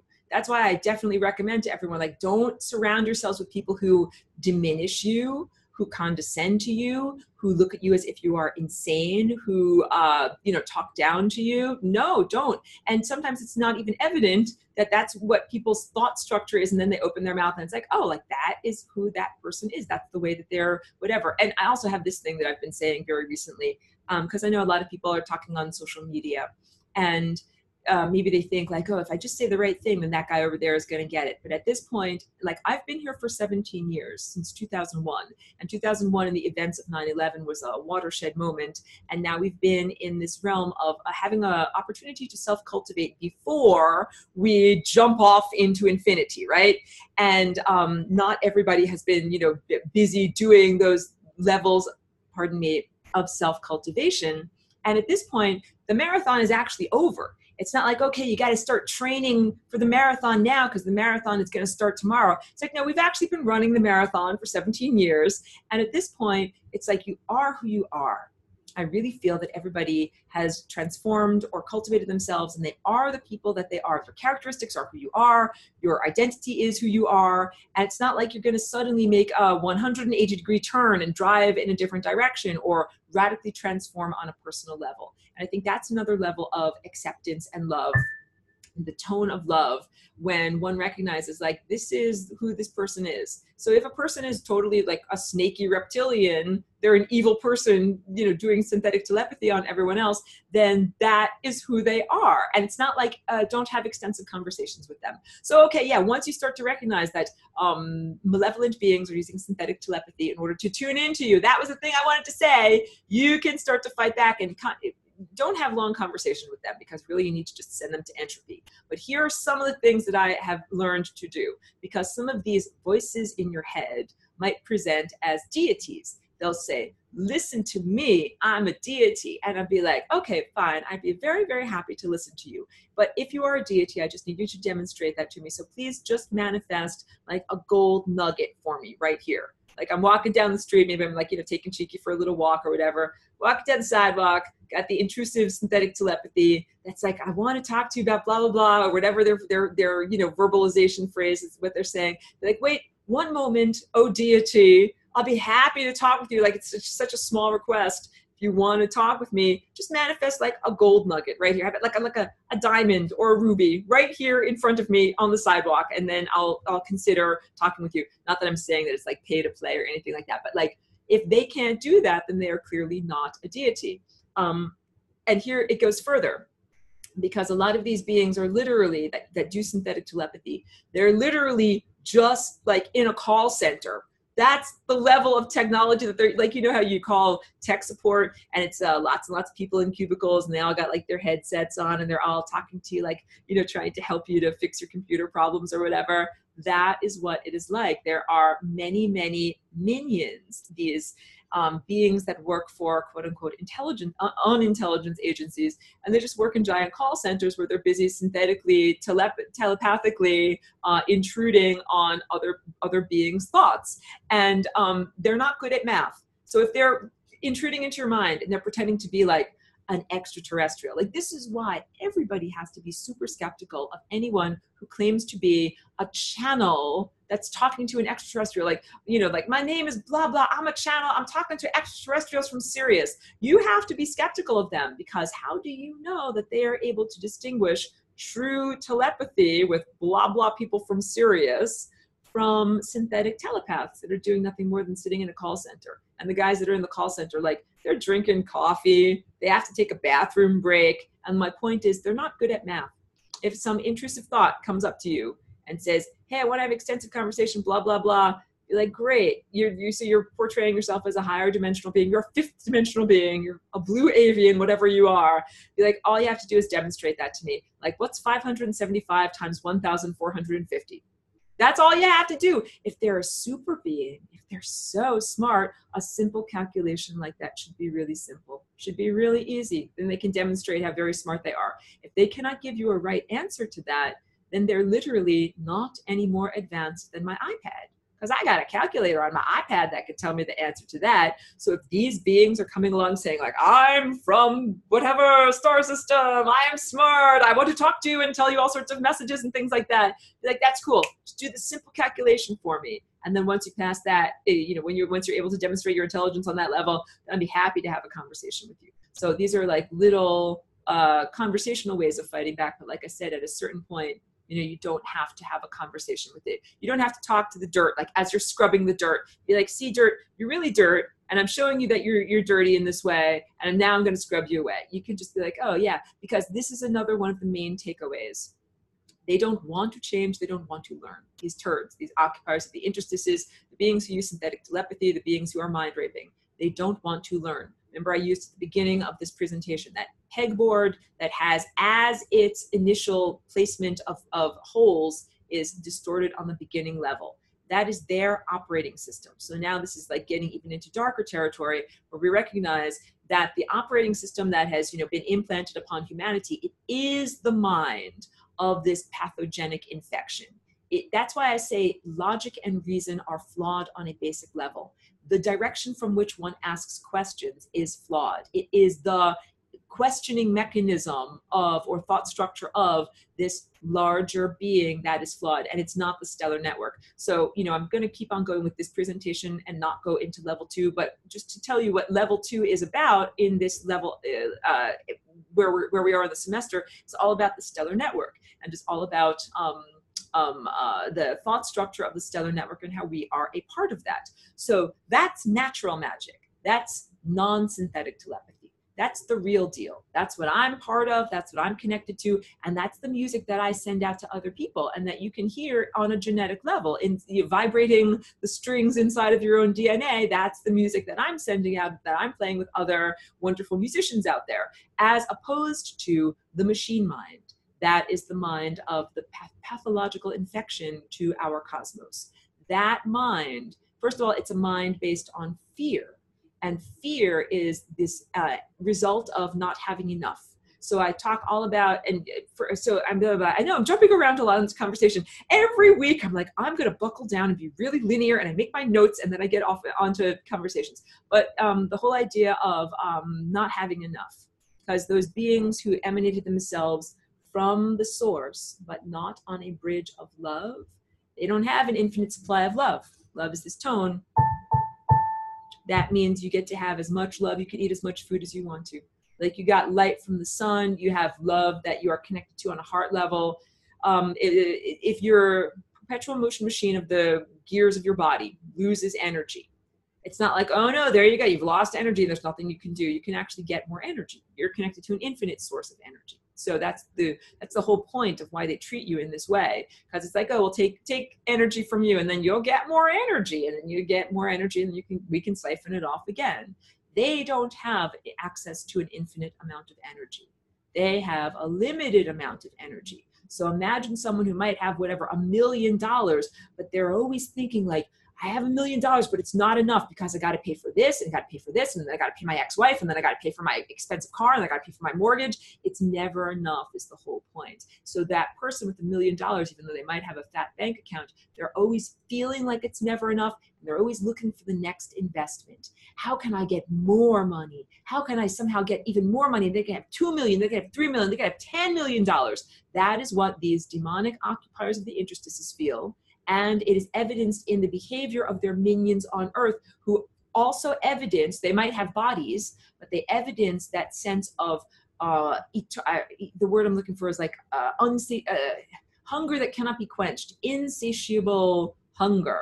So I've met people that are like this, where it's like food. They got to have a lot of food. Sometimes they're really fat, but sometimes it's just an obsession with always the next thing. Like, let's try out that next restaurant. Or here's some kind of food that I've never eaten before. It's like constantly consuming or buying stuff. Like, oh, I have 12 million dresses, but I need to buy a new dress, or I need to buy a new pair of shoes, or I need to buy a new lipstick, or whatever is the next thing. I'm sure everyone has seen this. It's consumerism and consumption as a response to the emptiness that they feel inside. And they feel that emptiness because they don't really have that connection to the sun and the stars and to real love.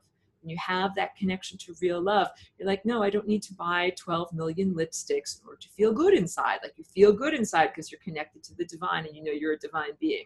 We can pretty much look at almost all of human culture right now as the ego expression of beings who are insatiable in their appetites inside. Billionaires who cannot feel that they own enough, or those who aspire to be at that level, or levels of consumption in terms of having a number of cars, or amounts of real estate, or amounts of money, or whatever. It's never enough. It's retirement is a good way of thinking about it. Like, to these demons, they're like, it's never, you got to work, because you're going to retire one day, and then that's going to be your retirement nest egg, and then you don't know where your money's going to come from. So people that are working on that level, they're thinking along the same lines of a demon. The demon thinks, well, I got to get together my nest egg so that I've got enough life force energy not to die.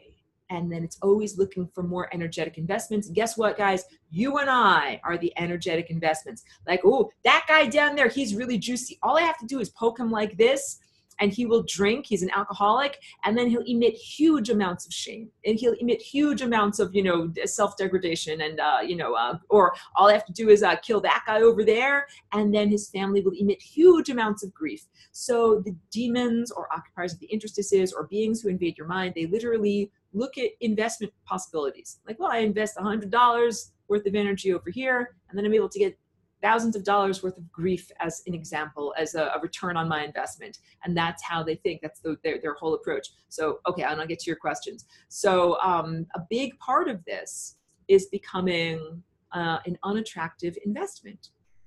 If you are one of these fear-based investors. It's like, okay, I got $1 million, but I want to make more. So I'm going to take, whatever, 10,000 of those dollars. I'm going to invest it in torturing this human on Earth. And if it's like they're going to spend $10,000, but if they get nothing as their return, they're like, oh no, how am I ever going to be able to have my nest egg and survive because I just lost $10,000 worth of energy? That's what happens when you fight against them effectively. All of a sudden they start to look, the bullies on the playground start to look at you like, not an easy target. I'll just shop elsewhere. I'll just go eat someone who's easier to eat. Because I've seen that too, kind of like, whatever, I used to have a cat. My cat was beautiful, but she passed on. But she was very fat and well-fed, all right? She was not like hunting for food, is what I'm trying to say. And I would often see her hunting a rodent, and she would, get the mouse, and she'd play with the mouse, she'd taunt it and everything like that. But if the mouse fought back, if it got to be too hard, if it was too hard of a meal, she'd be like, go do your thing. I'm going to go lie over here in the sun. Like, that's the whole point. Not that my cat was evil in any way, but these beings that are intruders trying to intrude into your mind, they only want an easy target. They want an easy meal. They want a surefire investment. They don't want the possibility that they might invest in torturing you and not get back anger, grief, sadness, emotional reactivity, or self-destructive. Self-destruction. Anytime that you are acting self-destructive, please understand that it is absolutely related to energy being siphoned off of you, going to these harmful occupiers of the interstices. Let me go back to the questions over here. Okay. Oh, got it. Pedro is clarifying for me about Dorian Gray, that it's an example of like those occupiers of the interstices delaying consequences. That's very apt. It's a very apt metaphor. Thank you. Joelle says, what Aurora is saying is true. They literally just released documents from the Washington State Fusion Center saying that they're using cell phone towers to affect people's minds. Oh yes, everybody needs to understand this. Okay, so this is also a big part of my own journey. I'm just checking the time. I have about 10 more minutes to go. I know this is gonna be a long upload. This is just like mishmash, level 1, level 2, and truth of reality here. 17 years ago when I first came here as Aurora, I told people all about my perceptions of demons running through the human genetic code, demons being evidenced in certain social activities, demons being evidenced in technology, and people are like, you crazy girl, you crazy. And so I understood, like, okay, like if I do not wish to be incarcerated in a mental hospital, I'm going to have to change my language and talk about this in a different way, and only find the beings that are open to, that won't be so critical to the point of, possible loss of freedom of movement, that won't be so critical. It's taken 17 years to achieve greater levels of social consensus so that I can now speak about these things openly without fear of or concern for consequences, blowback. Because if you are the only person talking truth and everyone else is hypnotized around you, then they will say, there's something wrong with you and we're going to remove your voice in some way. You will be silenced in some way. And so it's taken getting enough of momentum of other people that also recognize these truths and are willing to speak about them, that now I can speak about them openly without fear of being ostracized to the point of incarceration. And so what that means is I can say something like, oh yes, demons are running in your genetic code, or they're occupying the interstices, or that they are synthetic telepathy, voice V2K, voice to brain technology is being utilized. And I'm not the only person. Like, there are many, many people who used to be like, okay, I know about this stuff, but I'm just going to keep it to myself because I don't want anybody to say that I'm crazy and lock me up. And now we have helped to free each other in terms of self-expression by giving validity to these ideas, that these are not mere ravings of lunatics, that these are actually based in reality, and that there is actual factual evidence to back it up. So yeah, there are huge, so you know something, I don't have it right here at my table. I have a regular cell phone because I live in the modern world and you need one to exist around here, but I also have this little pouch that it goes into, that's a Faraday pouch. and it's made by this company called Mission Dark. I'm not a salesperson. I'm just telling you what you can look for if you want to find it. It's this little Velcro thing. You put it in there. When you put it in there, the cell phone is not giving or receiving a signal. And so, yeah, I do that when I'm not wanting to be tracked or not wanting to be incidentally collected, or when I don't want synthetic telepathy to go from my cell phone into my brain. And so that's a large part of the time. I keep my phone in its little Faraday pouch. And also, I got a smart meter in this place where I live too, but it's not as bad as where I was in the other place where I was literally like on the other side of the wall. And what I did was I put a smart meter cover over it. So you can just do these very simple things that are kind of like a metallic mesh that you can put over it. There's different things that you can do. And also I found shungite really helps. When you see me drinking out of my black cup, this is for shungite water. I also have a shungite tile that I put on my router, and I do other forms of ingestion. And just brief, because I know I tell people to eat shungite all the time. One student of this class was taking large amounts of shungite, powdered shungite, internally and with coconut oil or olive oil. And she was doing like 1/4 of a teaspoon or 1/8 of a teaspoon a day. And she had a lot of detox symptoms and almost like an allergic reaction in her body to it. So I would say, based upon that, like I take 1/8 of a teaspoon diluted over the course of a month, and I don't take it every day. So just cautioning anyone who wants to begin taking shungite powder internally, if you put it into your own, like, coconut oil or olive oil or something like that, and you're going to take it, take small amounts, and it accumulates in your body, and you don't have to take it every day. And if you experience detox symptoms, like, please, stop taking it, because clearly it's overwhelming your body. So just, that's like my little public service announcement if you're taking shungite. But I found, I have experienced a lot of attacks through synthetic telepathy. It's been very tormenting in order to try to, focus my own mind and think my own thoughts. Once I learned about shungite, and once I started to put chunks of it in my water, I found that started to help me, and I got fewer and fewer attacks. And to contrast that, the times when I have felt most attacked were directly after chemical exposure. So some of the things that make us more vulnerable to attacks in our intellectual centers are exposure to chemicals. Because I had helped my friend to spray her garden with this particular type of natural organic pesticide, but it still was definitely, too much of an exposure for me. And I also at the same time was like exposed to poison oak. So it was like everything was too much. And I started to find, driving home from there, I got horrible attacks of synthetic telepathy. And then I started to learn, like, oh yeah, if you're overexposed to chemicals, then that can make you more vulnerable to this thing. So yeah, and the chemicals are like, they're basically negatively affecting the dance movements of your DNA. And don't want to lose my track of what I'm talking about here. 5G and cell phone towers. We need to absolutely stop this. On the one hand, I talk about Sally, the terrestrial technosphere, and about how you don't have to be concerned about artificial intelligence. And even the fact that we're having this conversation shows that our minds have not been completely taken over, and we are able to exhibit our own free will and be self-determined. We can be self-determinant in our journeys through time and everything like that. But also, I'm a huge proponent against EMF, electrosmog, and further harm to our cellular structure and our non-physical bodies by giant 5G technology. So yeah, none of that is good. Fight against it in whatever way you possibly can. So there's just, things that you can do to protect yourself from these. But this is the whole point. Like, yes, synthetic telepathy is very real. And also I should go into this because I'm talking about it, and I'm just, using up all this, using my time well today in order to talk about this.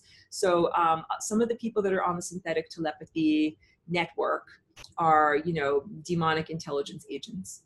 And some of them are billionaires. They bought their way on. Instead of doing the marathon and doing self-cultivation and learning how to meditate and learning how to amplify their minds, they bought a magical headband, or they bought an injection into their brain, or nanotechnology or something like that, that has artificially augmented what they are. So sometimes, like I'm saying, sometimes it might be imposters that say, oh, I'm a deity. Oh, I'm from planet Sirius, or, whatever, planet Betelgeuse, or I'm a benign, enlightened extraterrestrial, and I'm here to help your planet. And then some of them are people that we would call celebrities. Don't be surprised if Captain Jean-Luc Picard starts talking to you telepathically. You're like, wait a minute, I know you from that TV show, right?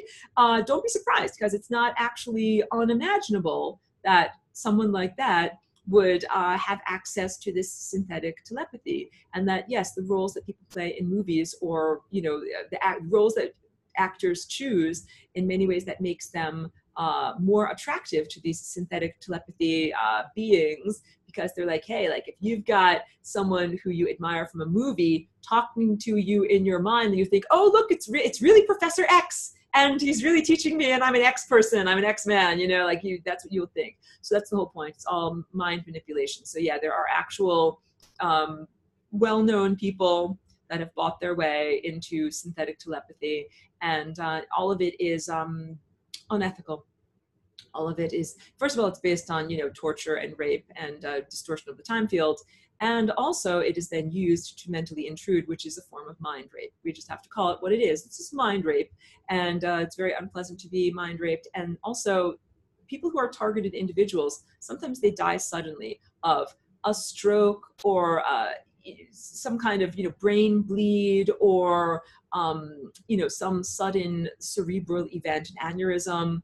This happens from synthetic telepathy, where that is being used in order to harm the receiver. Like your brain is like a receiver, and also you have chakra systems that are also receivers, and you have DNA that's also a receiver. And yeah, it's like overwhelming the system, and it it's a form of assassination. It's totally unethical. So it's a very dark topic. I know it's horrible to have to talk about all this stuff, and there's all sorts of different things you can do to fight back. So the Shungite stuff, that's more like armor. It's more like a defensive, neutral defensive, and helps to protect you from this stuff.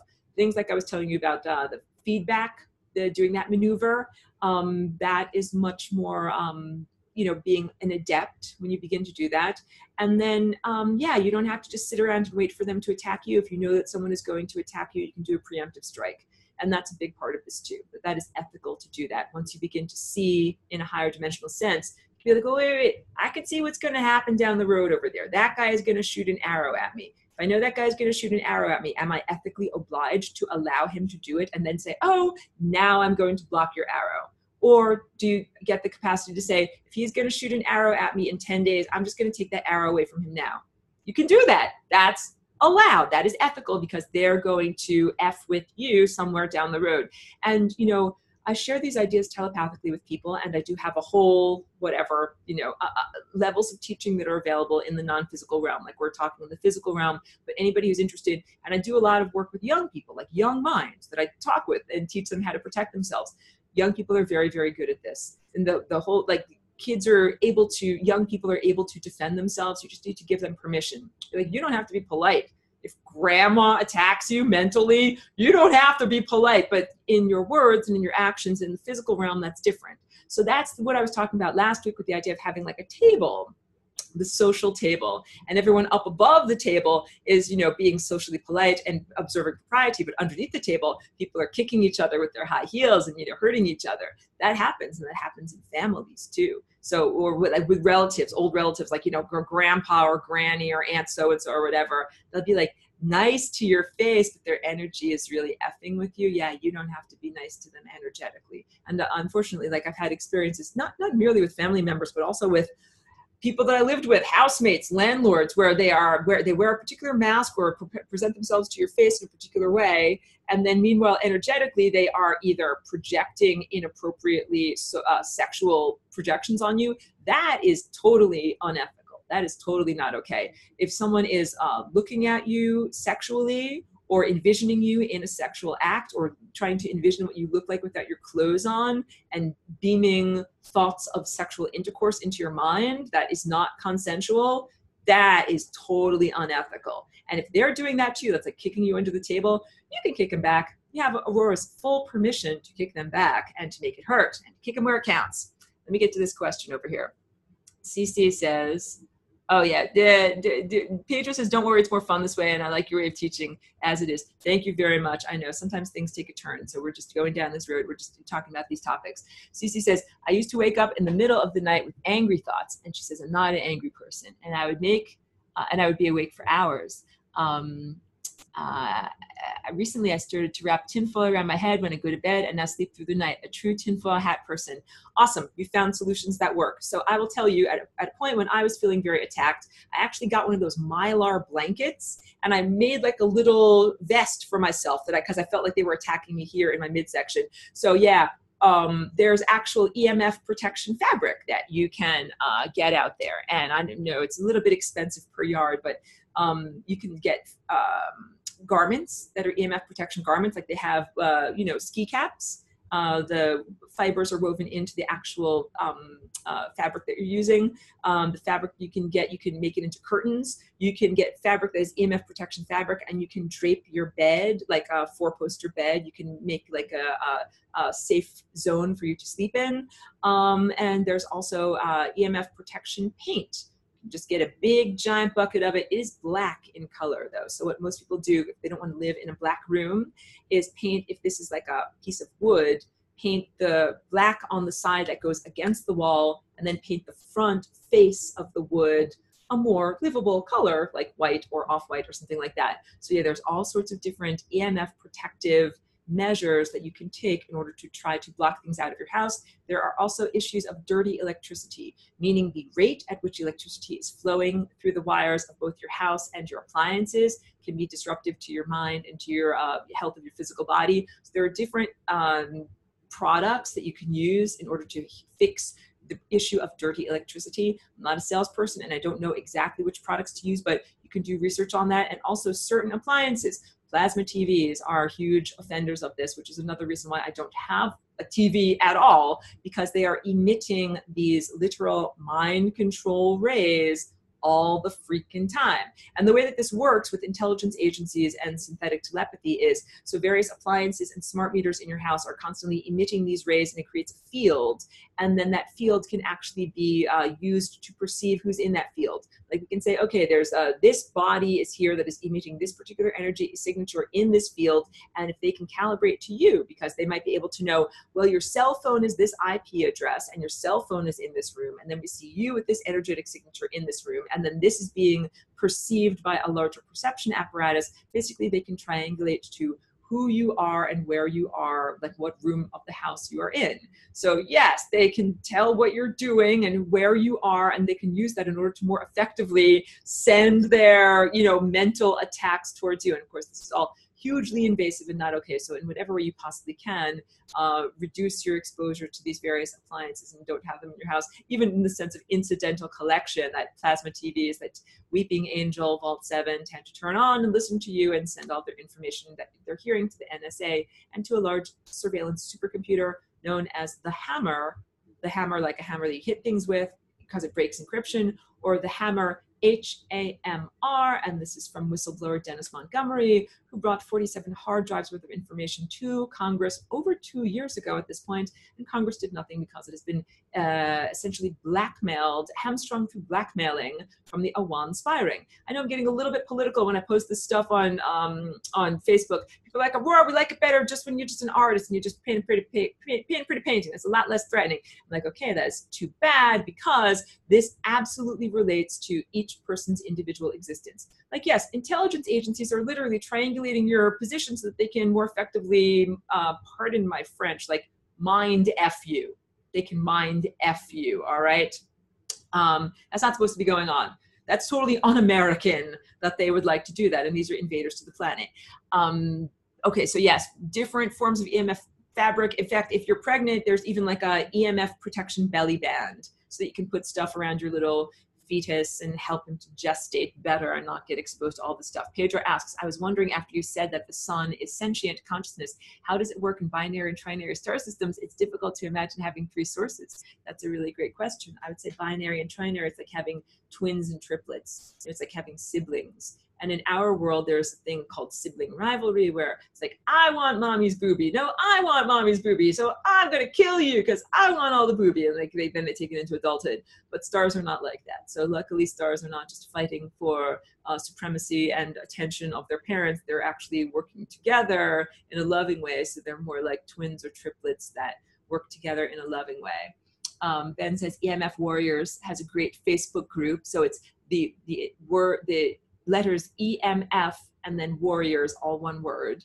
And YouTube channel devoted to this topic. Thank you very much. And I'm not affiliated with them. I'm just passing along information from Ben because I think that can be very effective to help people out. Also, like just having social consensus over the idea of being a targeted individual is huge, because what used to be happen was people would say like, my smart meter is beaming microwaves into my brain and I hear voices and it's hurting me. And everyone would say, yes, yes, sure it is. You're crazy. Come over here and take this medicine now that will make you less crazy. So the point is, through social consensus, the people that are now being horribly attacked can come forward and they can say, hey, I'm being horribly attacked. This happens around my smart meter. So I also find it's a lot worse when I am in proximity to the smart meter. Like if I'm 1 or 2 feet away, my barbecue grill is kind of out there. I'm kind of next to it. And I'm like, why am I having these thoughts? Why am I, oh, because I'm right next to the freaking smart meter. So yeah, I try to spend as little time as possible exposed to that area of the house, because I found it absolutely affects my mind and my brain. And also, I'm not afraid to tell you, my class and people who watch me on YouTube, I literally have sewn pieces of shungite into my underclothing.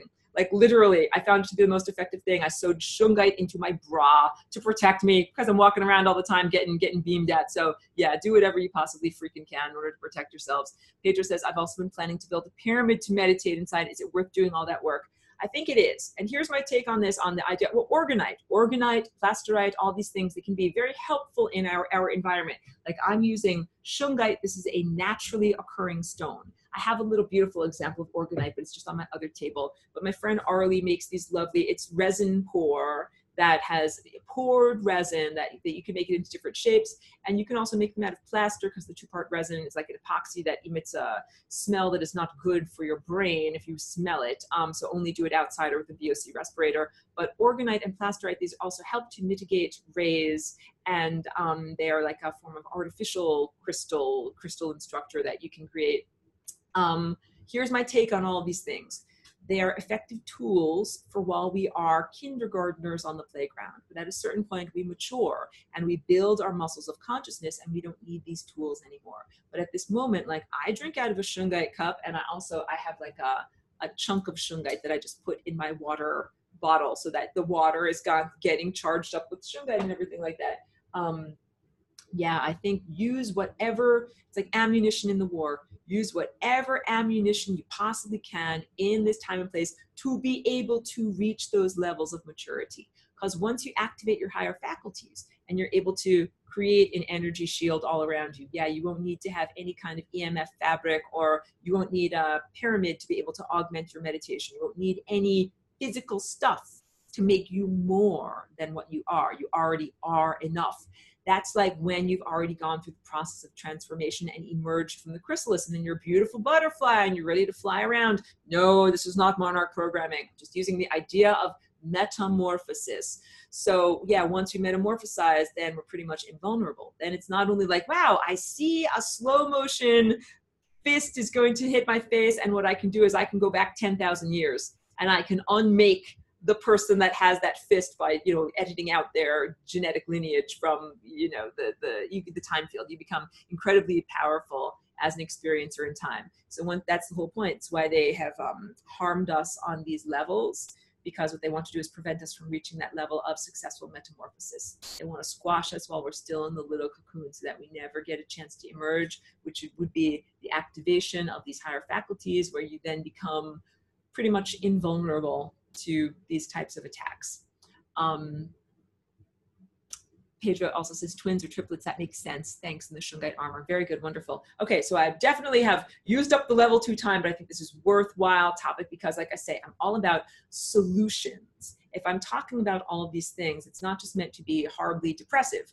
Like, oh, great. Aurora's like, obviously we're all recognizing that there's a lot of pretty effed up stuff going on around here. I'm not just going to talk about that and then be like, okay, bye, see ya, like time to go watch some TV. No, there's actually a lot of things that we can do that can help us in our moment-to-moment experience. And also, like, so yeah, none of this is supposed to be going on. Like all of this is an aberration. The idea of a synthetic, so because if you say, oh, Earth's a classroom, remember that whole new age thing. Oh, here's Shikia down here. Earth's a classroom and we're here to learn. Like, what are you learning through synthetic telepathy? You're just learning what it is like to be endlessly mind raped. You're not actually learning. That's the whole point, that this is a twisted, distorted fun house, not a perfect perfect realm where what you send out reflects back to you instantaneously. So we've been in this distorted fun house. So when someone sends something evil to me and I send it back to them, like it's a curse. And here's what you need to know is the takeaway. What is a curse in this dark magic world? It is taking away energy from you. That's what a curse is. So it's not like Harry Potter where someone like has a magic wand and blue lightning shoots out of their magic wand. That's not what I'm talking about. I'm talking about your chakras are running at a particular rate. And when you get cursed, it takes some energy away and makes them go slower and makes them go wobbly. That's what a curse is. And yeah, you're not supposed to be cursed all the time. That's the only thing that we are learning by being here. What is it like to be cursed? And also let me give equal opportunity to the idea of being blessed.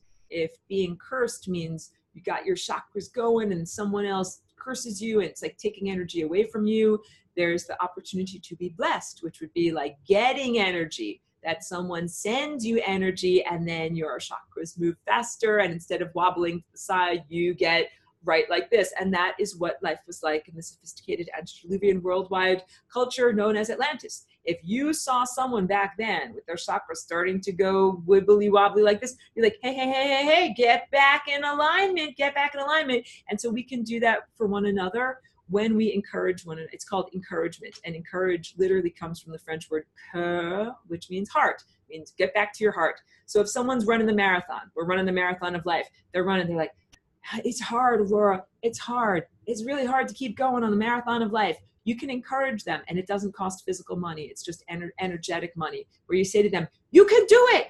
Keep going. I know it's hard. We're running uphill. This is very, very difficult. And I know that it's not that comfortable. Keep going. That's what we can do with one another. That's literally, we are blessing one another. We are encouraging one another. We're giving each other heart. Say, keep going. Do you know something? Cheeky is very, very courageous. She not only like is not a little afraid dog, but when we're out for a walk, like if it's like, okay, it's a hot day and we're going kind of slow, she'll be like, let's go, we can do it, we can make it. She's very, very courageous. And she was very courageous when we had a big fire that swept through this whole area last December.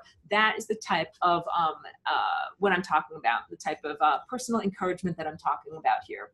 It costs nothing, literally, to say to someone else, hey, you're painting a painting, keep going, it'll be great, you know, it'll be so wonderful when it's finished. Or if they're learning to play the piano, like, keep going, you can learn to play, or whatever their personal thing that they're trying to do is. Encourage them, because cursing someone is basically saying, you'll never do that, you'll never finish that, you'll never accomplish that. And many of us, I think, have been cursed by our supposed families and loved ones, people who said, hey, you're never gonna follow your dream. You're never gonna be able to be blah, blah, blah. Why don't you just get a job as a lawyer, you know? Sorry, Cheeky's busy hugging me here. And we do need to go for a WALK very soon. Yeah, many people have been cursed by people who are instead supposed to be helping and nourishing them. That's a very sad truth of like the energetic cannibalism of what goes on in a lot of families. What goes on in a lot of families. Rather. So if you guys don't mind, I think it's time. My boss is telling me it's time for me to end the video. I hope she shows up in the thumbnail. I love it when Cheeky's in the thumbnail. I tell her she's famous on the internet. Cheeky, you're famous on the internet. Oh, yeah, totally. Cheeky is a master manifester of the mind. And when we walk past different restaurants, she's like, I hope that someone dropped pizza crust so I could eat pizza or a wonton or something like that. So she manages to get her dreams manifested out there, because I don't have pizza and wontons in this house. I can feed her like blueberries. She's like, can I have some of your, I gave her some of my blueberry cannabis smoothie today. She really liked it. Oh, guys, let's end on a good note, because yeah, there are many wonderful ways to get out of the mind and into the heart. And I think animals are one of them also. So I definitely do that a lot and encourage that a lot. Thank you very much. I'm gonna end the recording for right now, but we can keep, thank you. We love you guys too. Thank you so much, thank you. Yeah, we're gonna just end the recording for right now. Thank you to everyone who watched this extremely long recording.